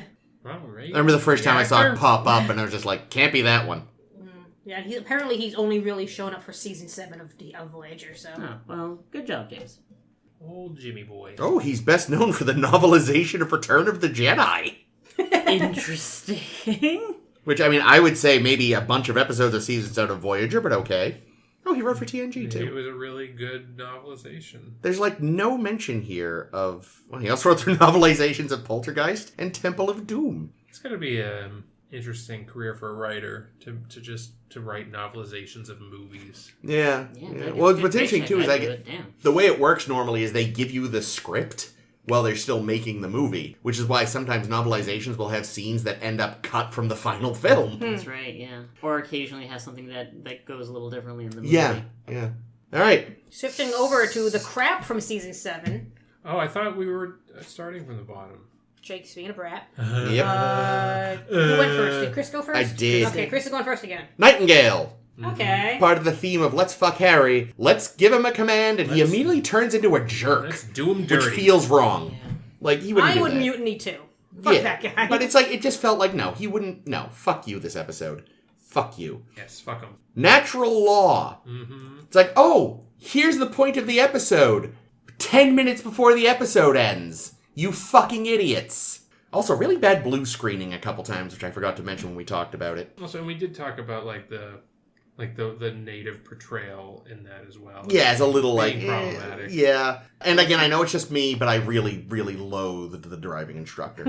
yeah, that was. But yeah, again, the main thing, like the problematic portrayal, and also again, like if you should have just done an episode about, oh gosh, we've accidentally allowed an uncontacted people to be contacted. What happens next? That's really interesting. Too bad most of the episode was Seven and Chakotay go camping. Flesh and blood. Great idea. Really hate how it turned out. This was the Hirogen episode? Yeah. Really? I really feel like the whole thing was betrayed by the leader being a fucking psychopath. Oh, yes, the ending yeah. didn't Again, like, yeah. to Liz's point, feels like it was written by a white guy. And I feel like you had a really great idea, but the end is so bad it ruins the whole thing for me. All right, well, I have no overlap with Chris. And I'm shocked two of these didn't come up for you. But the one I'm not shocked by is one that I think I might be the only one who says Renaissance Man. Just because I'm sick of the Doctor at this point, and god damn it, it was a missed opportunity to make him more clever. It was. He was so clever at outwitting everyone on the Voyager. He was. And yet somehow couldn't outwit two turd people. It just made it boring for me that That's he fair. was that stupid. The two that I think might come up by other people we'll see. Drive, because Tom's proposal was garbage. That's fair. I forgot about that. I forgot that was part of that episode. Yep, that is when Tom proposes to B'Elanna to get out of a fight. Yep. Yeah. Tom. Yeah. I like, and that's the thing, I like Tom. I started off the whole show liking Tom, and like he's made a great journey, and he's had some great moments. Threshold. He rocked Threshold somehow. He did. That episode gets way too much shit. And yet he does something that stupid with his future wife. God damn it, Tom. Yeah. And number one on my list is Body and Soul, because the Doctor is fucking disgusting. I did consider that one. I'm surprised you didn't say that one, because it's disgusting. Which one was Body and Soul again? The one where he's violating... Seven. I thought about it. It was a strong contender, Gross. but I really hated that driving instructor. Jesus Christ. Caitlin. Well, Ames. Tell me. Renaissance Man. Oh, wow! So what didn't you like? He's just a creep. I hated the end. Oh, the end is gross, too. The end is disgusting. So much gross. Like, please don't do that this. kind of does Just ruin don't do the whole it. thing, doesn't it? I don't know. Yeah, it's why when in Endgame and Seven's like, oh yeah, I want to feel emotions now. And he's like, oh, can I help? And she's like, no. Yeah. You're gross. You're so gross. I'm fucking Chakotay in that hot ass of his. Damn that ass. In a tub. I also said Natural Law. Mm-hmm. And I'm going to say Drive. Nice. Oh, wow. With honorable mention to Nightingale. Dishonorable mention. Dishonorable mention. All right, I'm going to go with Nightingale. Yeah. For the reasons previously stated, they do our boy dirty. I'm going to say Natural Law. Again, repeating the sentiments that Chris expressed. And then, again, I do have to go with Body and Soul because it's gross. It's real gross. It's upsetting. Yeah, it could have been done... Like, really, I see Body and Soul as a missed opportunity. Just because, like, there were potential ways to do that without it being gross. Cut the whole thing. Yeah, true. It's not... It reminded me so much of the Leia Brahms episode where at the end she's the one that apologizes. Yeah, they fucked it And up. I hate that. Like, if it had even just been, like, rather than taking her over, he's just kind of in her head as an extra voice, and she's got like, shh, shut up. Oh, like Renaissance Like Man. the turd people. Yeah, but better. Yeah, but clever. Yeah. Fucking clever. Yeah, but good. Yeah. What about Liz? What about Liz? Okay, I think I've got it narrowed down. I'm gonna go. I overlap. There's overlap. I'll start with Nightingale because there's the entire time I was just griping at the screen. Because I'm like, what? This is all specifically to fuck over Garrett Wong and it's dumb. None of this makes sense. Nope. Was this written by someone who has never watched? Who just Harry hates Garrett Wong for no Yeah, reason. just like how do we make him look like It's like, it turns out Garrett Wong wrote this episode. Oh, no. No, but you know what is this whole season, like, every time, like, Harry's got anything going on, like, I'm sitting there and I'm thinking, like,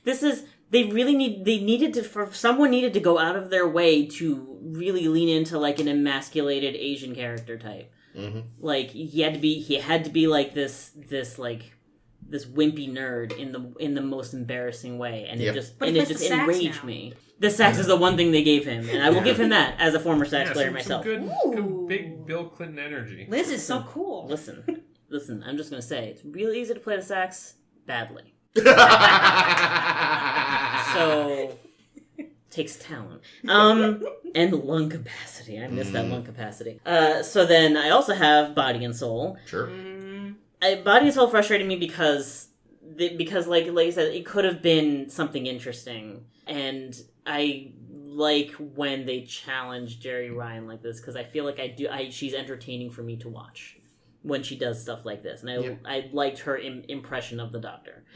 But oh god, I needed to take a bath after that one. And then this might be a little controversial because my third one is author. Ooh, I like a little dissent. Tell us more. That one frustrated me too because I feel like it's an idiot ball issue.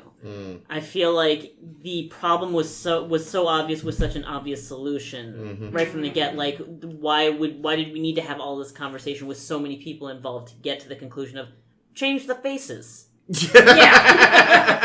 That's literally the only solution.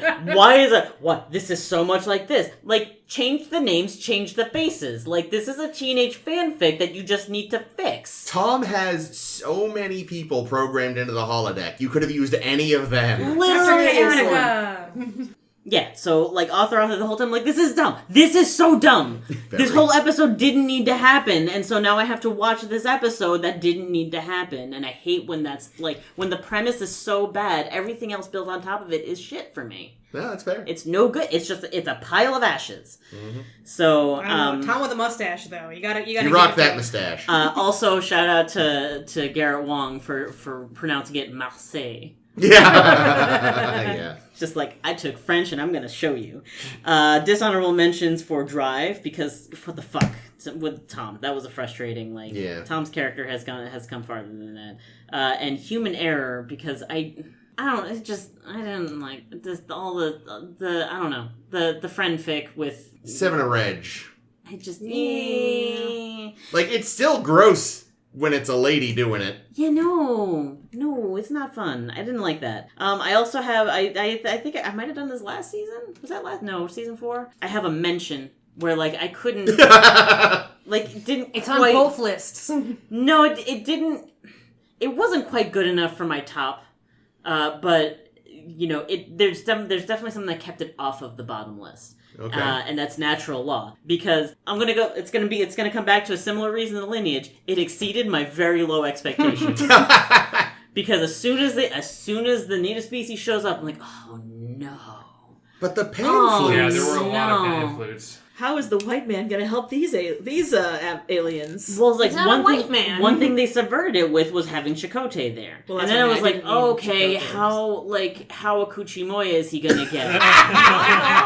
Not a single Akuchi Moya. But he didn't. Not a single how are they, like, how childlike are they going to be portrayed? They weren't really portrayed that childlike at all. You know what's funny is, how many Akuchi Moyas did we get in the whole show? Not 2? that many, really. Maybe too many. 5? The Akuchi Moya is definitely infrequent by the end. Yeah, I expected it to be a couple of times a season. I expected in the words of my people, to come up. I can't even think of a single time he said that. I hear it all the time. They did realize surprisingly quickly, we need to drop this now. I mean, the early seasons were definitely like, among my people. Yeah. People had to say. Yeah. I mean, we were talking about, like, the growth of characters. Well, let's talk about the growth of the writers that started from, don't your peoples turn into birds and fly?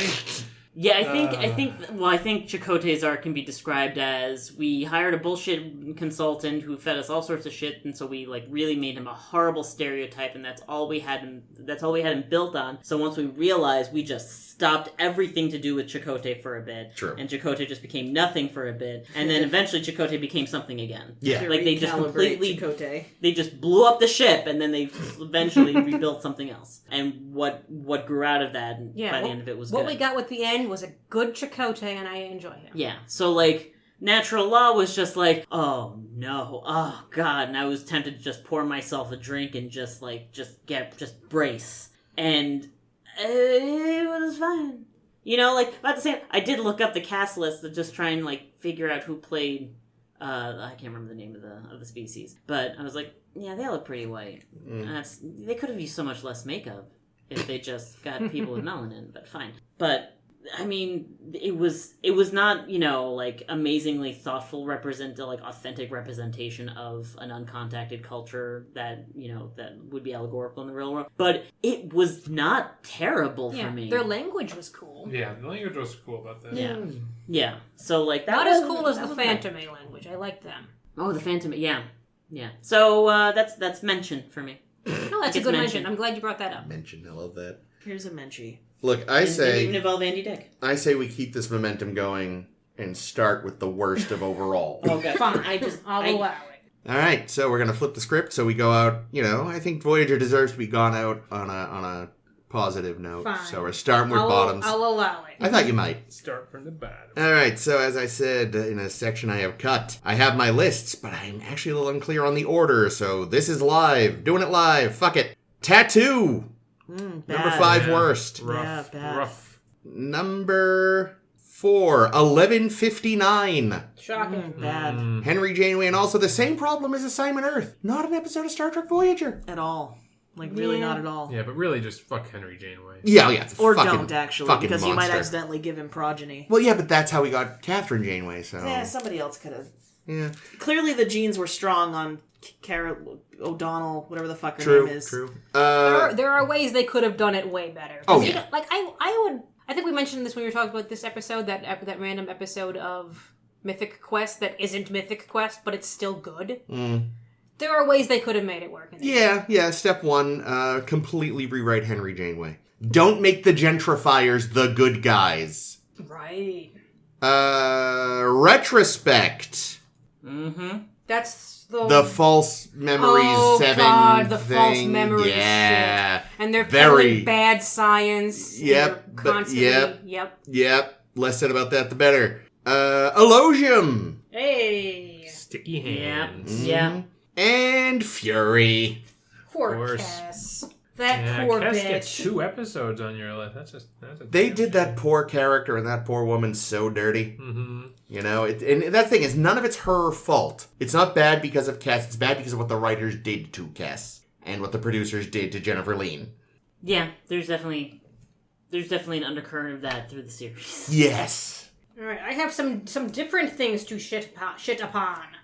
So I'm going to shit upon them now. Number 5 on my bottoms list. I've got to bring back up Body and Soul because I'm just so angry about That's it. fair. I'm just so angry about Body and Soul. Totally fair. When 7 is saying, you violated me, violated me, and the image is like, it's fine, everything's fine. Yeah, to me, that's like the worst part about that I episode. love cake. Is how they make her say you violated me, and then they basically made the response like, well, you were dressed like you wanted it. Moving on, It's just like, what the fuck? It makes me so angry that that's where they leave it there, and they don't make the Doctor apologize. No, He's the because good guy. It was funny and wacky.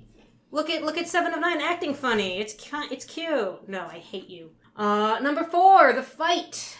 Yep, that was in strong consideration. Yeah, because poor Chakotay, the I'm trying poor to thing. remember a lot about it because There's dream shit, and I always hate dream shit. You do, yeah. yeah, bad dream shit. my note about that one is it's Chakotay who hallucinates. Everyone hated this one. Yeah.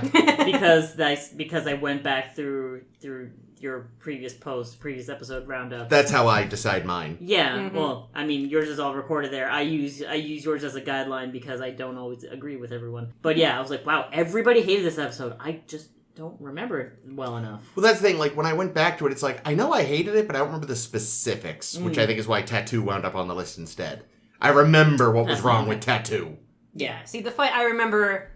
I hate dream shit. I I hate know, when dream shit represents shit that there's no reason why it would. Yep. Was Tattoo the... Tattoo's the naked Chakotay. Tattoo's white Tattoo's savior. the reason I'm part alien. Yeah, Alien. Oh, boy. aliens Okay. are Yeah, that Native one is Americans bad. come from aliens. Yes, obviously. Number 3, Elogium. Because that makes no sense. It's very bad. It's gross to make your character go through heat, and I don't like it. And yet we do it. Every goddamn series of Star Trek has heat. Oh yeah, because there's Pon Farr, but we'll get back to Pon Farr in a minute. Oh, yeah. Because The good Al first Pacino kind.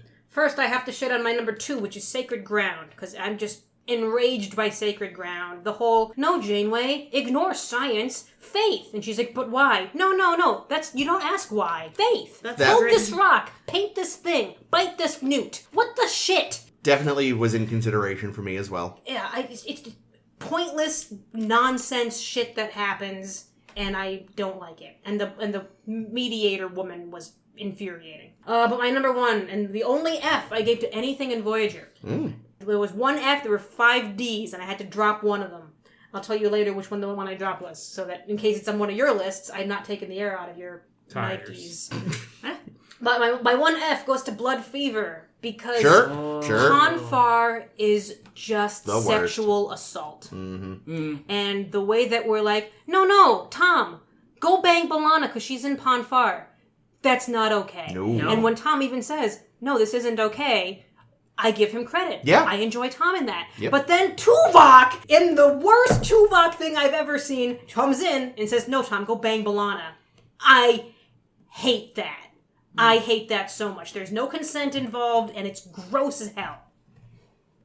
And rant. Makes sense for Vulcans, though. They're the worst. They are the worst. I hate that. They're so bad. It was fine in that one TOS episode, but now it's fucking canon, and they're disgusting. Well, and also Go ahead. in that case, it was also like there was going to be like getting together with the other person who's been psychically driven mad by sex. So it was going to be fine. They cancel each other out. God, the Vulcans are the worst. You want to go? Oh, yeah. Do it. I stopped putting these fucking things in order. That's fine. During, like, the original series, so in no particular order. Alice. Yeah, it's bad. Mm-hmm. Fuck Alice. Alice wasn't even on your bottom for that season. Well, I've Reconsidered? reconsidered because my series wrap up is usually based on what, if anything, I can remember.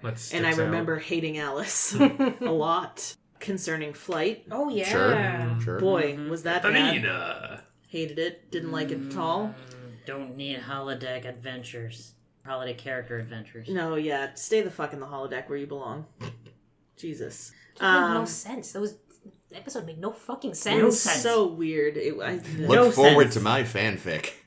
Oh, yay! no. Okay, but if you're doing it... Yeah, I give you a little more credit than most of the writers on Star Trek, to be fair. It's going to make sense when you're doing it, because one, you're a competent writer, but two, you like, everything you do is batshit, so he'll fit right in. And 3, it is fanfic. It's true. These are actual episodes. Yeah. I think it was the episode where we... Fanfic's allowed to be shit. Yeah. In fact, it's encouraged. Yeah. Sorry, go on. 11:59. Yep. Just... By Hercules' taint! Get the fuck out of here, Henry Janeway. It's the Jesus fucking Christ. worst. Like... It's just nothing good about like, him. you're fucking all your friends and neighbors over. You're gonna have a good life. Stop being such a douche. Oh, they should have fucking... What's her named him? Killed him? Edith Keelered him. Oh my god! Dear Jesus. His son was good. Yeah! Him. Yeah, his son was great. And his son would be a lot happier if his father was dead. But also, his son is a little too young for Catherine O'Donnell or whatever the fuck her Oh, name yeah, no, is, so. she just adopts him. No, I know. I'm just saying, like, if we want the Janeway lineage, Oh, yeah. you can't marry the boy. Well, she adopts him and then marries someone who isn't Henry Janeway. Henry Janeway's handsome, not asshole brother comes to town. Fred yes. Janeway. I mean, the only way, Played by Robert Beltran. I was gonna say, the only way it's different is it's the same actor but with a mustache. And he doesn't care about Heracles. Well, maybe O'Donnell marries Janeway, takes his name, then he dies. There and we then she go. marries somebody better, Played by Robert keeps the Beltran. Janeway. but keeps the Janeway name. Sorry, go on. And I get compliments on the hyphen. Yeah, or she just is a single mom. Who knows? Well, 2 more. this is the doing Kess dirty fucking Special. series Yeah. rap, man. Elogium, gross, disgusting, ew, hated it. Fury, what the fuck? Mm-hmm. What the fuck? Yeah, did her Well, so good. in universe, out of universe, in every universe, Fury is the worst. Terrible. So that's it. That's it. That's the fine. list. All right. An honorable mention to literally everything you guys have said, honestly. because All right. Well, I have, I think, do I have anything? Oh, I might have one that I don't think came up. Okay. To be honest. Was there a lot of overlap? There's a lot of overlap. That's fine. You're the one who went 4th. So, yeah, on my bottom, again, in no particular order, because I don't have the energy to think about what order these should go in, I do have 11:59. Yeah. Did you also say 11:59? No, I'm the one of us that didn't hate Oh 11:59. man. Yeah, well, We fuck don't Henry sweep Janeway 11:59? anyway. We might. Do we have a sweep? I don't know. Tell us. You gotta Because tell us what you gotta tell us I what haven't you paid said. attention. Fury. Yeah. No, we didn't sweep. I didn't hate Fury. Oh. Sorry, I hate this other shit more. I hate the Doctor more than the writers hate Cass. All right. Well, this one I know other people have said, and that is Sacred Ground. I hated that one. That's a Because bad that one one. is terrible. Yeah, it's a bad one. And more, and again, more Cass bullshit. Elogium. That one gets a sweep. There we go. Because That deserved it. everyone Yep, it likes did. everyone likes a comeback story, but not like that. Fuck you, Jake. I love and hate that in equal measure. God, I just love it. Uh, That's fucking good. My God. Oh, bastard. all right, now this one I can't recall if anybody else said yet. Ex post facto. Oh shit, no, we didn't. I don't Fucking remember that is one. that is the bird heads. Oh, And Tom, like Tom, that. Yeah, that was- the shitty murder mystery. And the dog. It was the dog that did it the whole time. the thing is, I remember I didn't like it because the list said so. But literally all I remembered about it was the horrifically bad makeup. I was like, I'm sure the story was also bad. It was terrible. But I was just like, nowadays all I recall anymore is it's definitely the worst makeup, I think, in the history of Star Trek. And yes, I am including TOS Tellarites. Hate that makeup so much. It's Yeah, bad. it's really stupid. It was dumb. Tell us, Liz. I have 6 bolded, and I'm really having trouble bumping one down. That's fine. You Give can us do it. 6. You can do it. No, do 5.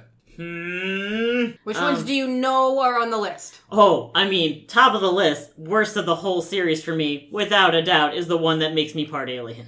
I'm gonna go with that too. Because I'm watching this and I'm like, really? But when they had to go out of their way to say, oh, these people, they didn't have any motivation or purpose until we Culture. gave it to them. Yeah, I'm like, man. oh, really? Really, guys? Did we not have historical records in the 90s? We just had racism. Look, okay. Wikipedia didn't exist. It was hard to look things up. You actually had to, You had get a book. I had to encarta it. They had fucking National I Geographic. know, I'm just being a wise with ass. actual, I'm not journalistic actually quality at the time. I'm not actually excusing those pricks. No, I know you're not. Just No, it's a bad fucking episode. The whole time I'm like, they let this this is up there fucking this and Code of Honor. I can't. Code I of just Honor is how so did bad. this how did this happen with Star Trek? Who okayed this? Who in the Rick fucking right Berman. A white man. Yeah. Any white man will do. Yeah, but it's always nice to say Rick Berman. Oh, I know. Need 4 more, Liz. Yeah, I'm gonna give you a super sweep of Elogium. Yeah, super sweep. It's super sweepy. Because God, the whole gross. Just why are we doing this? Why am I watching? No, stop. You have to decide if you're having a babby right now. Oh, God, why was she so sweaty? She was just so clammy. It was uncomfortable. I'm gonna also then go with an episode that I remember hating every minute of the whole time I was sitting on the couch in front of it, which was Alice. Mm-hmm. Yeah, bad episode. It's such a nothing episode. Mm-hmm. It doesn't do anything. It doesn't give us anything. It makes Tom look like an ass, and I like Tom. Well, being fair, he was being manipulated by an AI that gave him weird shirt nipples. The shirt nipples, that was okay. And there's just something about, at this point, I'm just so tired of sexy femme fatale lady voice being used. Unless it's Borg Queen. It's just... She doesn't really have a sexy femme fatale. No, she definitely has, a menacing, creepy whisper to it. Listen, I'm not going to kink shame, and you do you. But, it's not the cliched, conventional, Also, meant to give a boomer a boner. This is the least important part of why it's bad, but the ship is fugly. And Tom is there it's beautiful! It's no, so it isn't. Beautiful. Isn't she a beauty? Okay, so that's 3. All right, okay, all right. You can do it. You gotta right. cut one. I'm going to go with Nightingale. Oh, wow. Poor Harry. Yeah. Nightingale has definitely been hovering, but it's my enjoyment of the concept is not bad of the overarching plot, the main plot. I like that. I love what's his name, Ron Glass. Whenever he shows up, elevates everything. So maybe this is somewhere between absolute worst and mention. But my rage on behalf of Harry Kim and Garrett Wang overall, like it's beyond doing dirty. Like this feels like such a deliberate like hit job. It's so unnecessary. Yeah, like, it's almost like they heard the fans saying, "Why is Harry still an ensign?" and the writers being like, "Let's show him." Because fuck you. Let's have him act out of character to justify like, why. I could have bought this episode in like season 2 or 3. Mm-hmm. When he's still learning. Yeah, but like, it's God, Yeah. Why? Yeah. That's terrible. Why? Stop ruining the series. Just let me watch it. Let's just make a good show. Mm-hmm. So that's what 4. That's 4. You pick one. Pick one. Guys. What are they? Hang on. I'm gonna pick one right now. No, okay. I'm gonna go with my usual standard of like what was my continuous reaction watching the episode. I'm gonna go with Threshold. Threshold. Wow. I'm gonna go with Threshold because the whole time I'm like, what? Listen. You can talk about the performances in it. You can talk about. That's it. That's all you can talk about because everything else is what the fuck is happening? What is this concept? Why are we going here? Why? Never explained, never justified that they turn into lizards and mate. It's never justified because like what is this an ascension? It's clearly not some kind of ascension to a higher species because who like can say? there's no like what the fuck? Yeah. Why all this build up? And it was so melodramatic. He's like, no, I have to go. Smacking things, and he's melting into fish goo, and he's just like, I have to hit warp 10. None of it made sense. Why is this happening? Please stop this episode. That was the best description of that episode ever. Yeah. I think I've said when we covered that episode, if instead of evolving into Thing, they had flipped it to mutating because of radiation from the warp. Then you could work with Fixed that. it, cut the lizards. Sorry, I do But love we all you love lizards. the babies. I do They're love the only baby children in lizards, Star Trek we but like. they make no sense. Delete the don't lizard like babies. those No. babies. Yes, delete the wife. If they had just mutated uncontrollably and Tom were there, developing like whoa, looking great in that makeup, that episode could be great. Yeah. But they botched it so hard. Why did they have to have babies? The answer is creepiness. Which is Creepiness. why my Creepiness. dishonorable mentions, and I'm Yes. just going to rattle them off because, like, they all make me groan. Fury is the one that's getting bumped down. 1159 is in dishonorable mentions, and these are both mentioned. I think ex post facto and retrospect are in my notes as misogynist Rashomon Part 1 and misogynist Rashomon Part 2. Yeah, that's a good way to put it. Yeah. I'd like to steal a page from your book and do a mention. Yeah, okay. But I can't think of the title. Ames will know. The second Silverbloods episode. Course Oblivion. Course Oblivion, which, again, I somewhat regret not putting on both the top and bottom list for that season because I hated how it made me feel, but I get that was the point and it was successful. I still both despise and love it. It is such a weird quantum episode of just, I will probably never willingly watch it again because of how terrible it makes me feel. But again, that was the point. All right. Well, let's do our tops. I have one more. The one that didn't make anyone's list that was on my... We're doing that. We're still dishonorable mentioning. Oh. One more. Well, what if somebody's dishonorable mention happens to be somebody's honorable? Then That'd be then great. you're That'd be wrong great to- because it's Barge of the Dead. Yeah, no one liked Barge of the Dead. Okay, that's Barge fair. That was in Dead. strong consideration, Fine. too. Part of the Delete. stuff. It's like, oh, by the way, the Klingon afterlife, 100% real. Apparently. Excuse me, what? Yeah. Fuck you. Fucking dumb episode. I also No, considered that one. unnecessary. All right. Well, if we are still doing dishonorable mentions, mine is Body and Soul. Thank Yeah, you. yeah. Real bad. Okay, yeah. Very bad That episode. was the one that didn't make the 5. All right. But there is some good stuff. Yep. Yep. Tell us about it, Chris. There were a lot of options, and this was actually a lot harder. And at the end of the day, instead of putting a lot of thought into it, I just thought, what made me happy? Course Oblivion. So number 5. Number 5. False prophets. Oh, yeah, of course. Yeah, I could have called that one. Look, it's the Ferengi. Look, it's Neelix bringing me a Ferengi. Look, it's people being really quick to kill Ferengi. This is amazing. Yay. The rest of the order's trickier. Let's go with Living Witness. Hooray. Let's go with riddles. Oh, that's a good one. Which one's riddles? Tuvok has to recover from severe brain damage, and him and Neelix are friends. Oh, yeah. Yeah, Neelix is like the best little caretaker? Caregiver? Yeah. What am I looking for? Yeah. Yep. Caregiver. Death Wish. Oh, with Quinn. Mm-hmm. Oh, good one. Quinn's great. And Jatrell. Oh, snap. Which one is that? Neelix's backstory. Yeah, the Shit. Metreon. He meets his Dr. Oppenheimer. Yeah. Topical.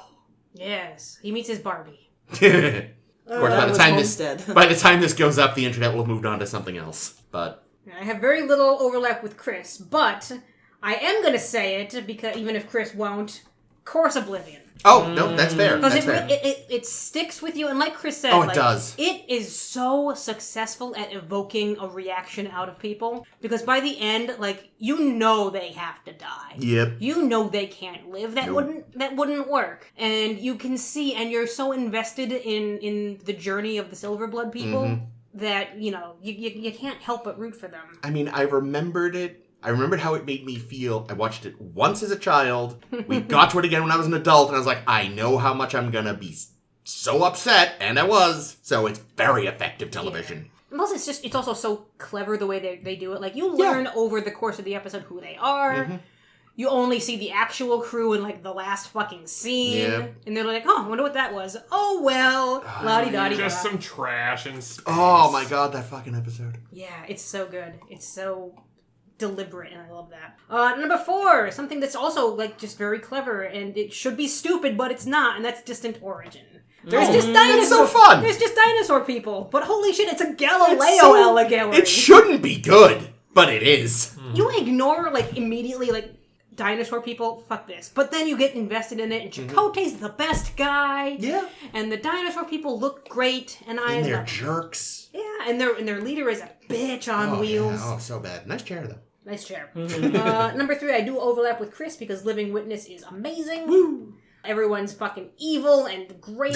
So good. And we learn about history, which I also enjoy. Oh, yeah, it's also right. Number 2 is just my super soft spot because I'll always love relativity. Sure. Relativity? Future time 7 cops. of 9 has to come back and save the other people because the time cops willed it so. I mean, Yes. Captain Braxton in his cell screaming, I was right. I Got mean, it. really, that episode wins because it gets Jerry Ryan in a normal person uniform. That too. And not her fucking ridiculous jumpsuit. Yeah, and then I write fanfics about Seven and Duquesne forever. Sure. But that's the part that's just me. Number 1, I'm gonna give it to Year of Hell. Okay. That's fair. Valid, yeah.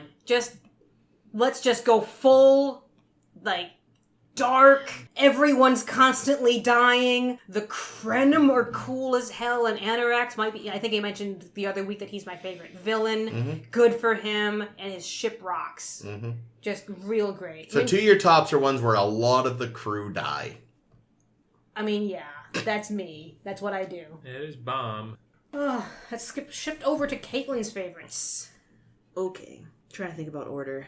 I don't know why. Order is optional if that helps. Memorial.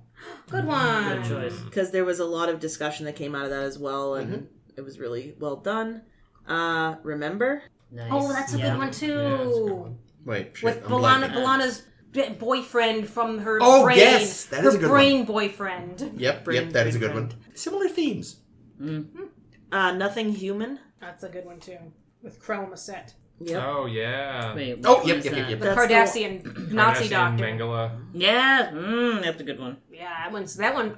I love the episodes that make you think like this. That's Yes. great, Caitlin. And then Riddles, Yay. which I also did not rank in the top 3 when we did this, I'm pretty sure. Okay, remember again which one Riddles is. Riddles is the one, isn't that the one where, Caregiver Neelix. yeah, Oh, yeah, two- yeah. God, yeah, that's... Oh, God, I need a caregiver. All right, go on. And then, I think my favorite was Homestead. Oh, word. Oh. Love Neelix. Cute. Love Character Neelix. arc. Yep, my character arc is completed. Favorite episode, Homestead. Up there, anyway. I don't know. Like I said, it's harder for me because, like, as soon as we watch these things, they pretty much leave my mind. So if I remember them at all, that's positive or negative. Like, it's either really good or really Yeah, bad. they left an Yeah. impact. So, but that's a great episode, and I felt like I owed it to Neelix since I gave him so much shit for so long. All right. Well, my tops in no particular order. I'm going to start with Blink of an Eye. Oh, good. I'm glad someone brought that one up. The funny planet where time moves fast. And Daniel Day Kim is an astronaut. That's a great episode. Yeah. That's an episode that doesn't actually feature the crew that much, No. but well. Yeah, it's still Star Trek, though, for Yeah. sure. Yeah, I mean, I don't know. I really like that episode. Yeah, all the little vignettes are just what you need, and I really appreciate just it. the right amount of each of them. Mm-hmm. From there, I think I have overlap with other people. So, Year of Hell. Yay! Again, just really cool episode. Red Foreman, great as always. Yeah, and, it's got everything. Everybody dies. Janeway blows up the ship. She loves it. I'm going to go with Living Witness. Hells yeah. Because, again, same type of reason other people have said. Jetrel. Ooh. Yay! One of the season 1. It is, yeah. Oh, Yeah. God, is that far? That is a good, I was shocked when I found out that was season 1. I was like, really? Holy crap. Here's another season 1 goodie for you. Gasp. Eye of the Needle. Hooray! With your Romulan friend. With Oh, Romulan. Yep. Yeah, you put that Romulan friend on your favorite characters list. Mm-hmm. He's a good guy. He's a good friend. It did occur to me recently, Nemesis is not a good movie. But you got to admit, there's nothing more Romulan than having your government destroyed by one of your own idiot plans coming back to bite you in the ass. Yeah. The Shinzon plan? Yeah. Jesus Christ, Romulan. Such a... And then Sela swoops in and is like, haha, me too! I just love... The only right way to write Romulans is to write them as the biggest morons in space. Just needlessly complicated plans that honestly, even if the heroes hadn't shown up, would somehow have failed because they are too complicated. They're like some kind of version of the Monarch from Venture Brothers. Yeah. They're just like, I'm so diabolical! And then everything's dumb. It just fails. Yeah. Love them. What's up with you? Tell us your favorites, Liz. I've got total overlap with you guys, I Whoa! think. So... I've got We like what we like. Yeah. Where do I start? So I'll start Eye of the Needle because I love it. If there's such a Cold War vibe to it too, with Romulans and with the Romulan in there. It was like I don't trust you people. Wait, I trust you people? No, I it's trust great. you people. And even just like the bittersweet, like the tragic, follow up. Remember. Word. Because there is definitely a theme with some of these because I have Remember and Living Witness, which I just Yeah. That's how do we pass on questioning history and telling the tough stories and accepting them. Like that's it's great. I love it. Course Oblivion. Yeah. Because so I have Course Oblivion and Blink of an Eye, and those two are paired together thematically because of just like this, I always describe it as like, oh, it's very classic sci-fi. It's this sort of like this sweet, tragedy. There's like this doom to it, but still like something so very human. And then, oh god, things that got bumped off. I have a bunch of honorable mentions. I'm just gonna rattle them off because I love them all too much. I can't pick just one or two. Meld because of Suitor. Yeah, because I fucking love Suitor! Brad Dourif. God, that man. What a performance. So good. Worst case scenario because that's a I good one, really too. enjoy. Like I just love like when that became the buzz of the ship. Somehow the better counterpart to author for me. Which one's worst case scenario? Worst case scenario is we discovered like this hollow novel. Seska made this hollow thing that Very good. Tuvok's hollow thing. That's how you do weird plans, Romulans. You do Cardassian plans. Yeah. Do them. Distant Origin because hey, scope's like an allegory. Year of Hell, Bride of Chaotica. Fuck yeah. How was that not on Chris's list? I considered it. And Shattered Shattered because I really liked it. Your actual number one? I don't know if I could pick a number one. I mean, your fifth one rather. Were those all honorable mentions? my fifth. Those were all honorable mentions. My five are Eye of the Needle, Remember, Living Witness, Course Oblivion, and Blink of an Eye. Oh, I just lost count. Living Witness was one that the deciding factor because I couldn't remember. I was trying to compare that one to like Distant Origin, and Living Witness got bumped up because it's kind of like one of your like criteria. I remember seeing this when it first aired when I was like a teenager. Mm. I did not remember the whole thing, and Right. I remember like it being a little beyond my reach. Like just as a kid. Mm-hmm. I was an older kid, but I was still a kid. Yeah. And it's stuck with me. Like, it stuck with me enough that when it came on in the rewatch, I was like, I remember this one. Oh, and I'm totally here for it now. I can see why it would have been a little challenging for me as a kid. But like, if it stuck with me the whole time, then it gets on there. It's worth it. I don't really have any just mentions because that's just too exhausting for the whole series. Yeah, it is. Yeah, I have my honorable mentions. I had 2: critical care Mm-hmm. and life signs. Oh, Which with the one's Life Narapel. Yes. Which one's That's the the doctor, The The Vidian one. the Vidian woman. who gets a hollow body for a while. Yes. She's like, I don't want to go back, and It's Right. it's like a doctor love story that's not gross. yeah. Yeah, it's genuine. Yeah. Yeah, that one was nice. Yeah, that was good. A couple more little praises. I really like one, the one where Seven's alone on Yeah, the I'm ship. kind of surprised you didn't. I- I'm sorry. You said one, and I thought of the drone named one. Drone is my other one that's really high up there because I do love that one too. But yeah, one I think is just fabulous. Yeah, it's a good episode too. For exploring Seven's isolation. Yeah, it's a pretty well done thriller episode Mhm. of Star Trek, which is rare. Yeah, that's true. Mm. So yeah, Voyager, we'll miss you. Now it's time for Scott Bakula's Frosted Tips. Well, before that, we're just gonna weed it out. We're just Yes. going to filler out the rest of this season before we jump into Enterprise with a couple extra little things. I know we've teased a whole bunch of times now because we did Back to the Future Part 1, and then Jake asked us to split up and make sure we do Parts 2 and 3 as separate episodes. So prepare for that. We're heading back. Where you say? Back to the Future. God damn, kill me dead. And then the Old West. Yeah, so we're doing 2 and 3 in the next couple of weeks, so prepare for 2 next week, 3 again in another week. That's the plan. Woohoo! And then, Enterprise is on the way. We still have fanfics coming up. We got great stuff coming up here, so definitely be listening to us. Hey, and this is your last time jaking us out. It's not, because I'm going to do them for the 10 forwards, too. Oh, are you? That's what we do. Well, Chris isn't back until Enterprise. I guess I meant for Voyager. Oh, Fair for enough. Voyager, yeah. That's true. You're taking us out of Voyager for last time. No more Voyager. We made it home, everyone. Welcome home. This has been Ames. This has been Caitlin. This has been Jake. I'm going to play my sax. This has been Chris. See, lung capacity. And this is Liz. Thank you for having me on. Thank Thank you for joining us. The true Voyager was the Voyager we made along the way. Yeah, why wasn't the toast to the Voyage? Oh, yeah. Oh, God Hey, there's the episode title. Thank you, Jake. You did it! Jake always finishes it up for you.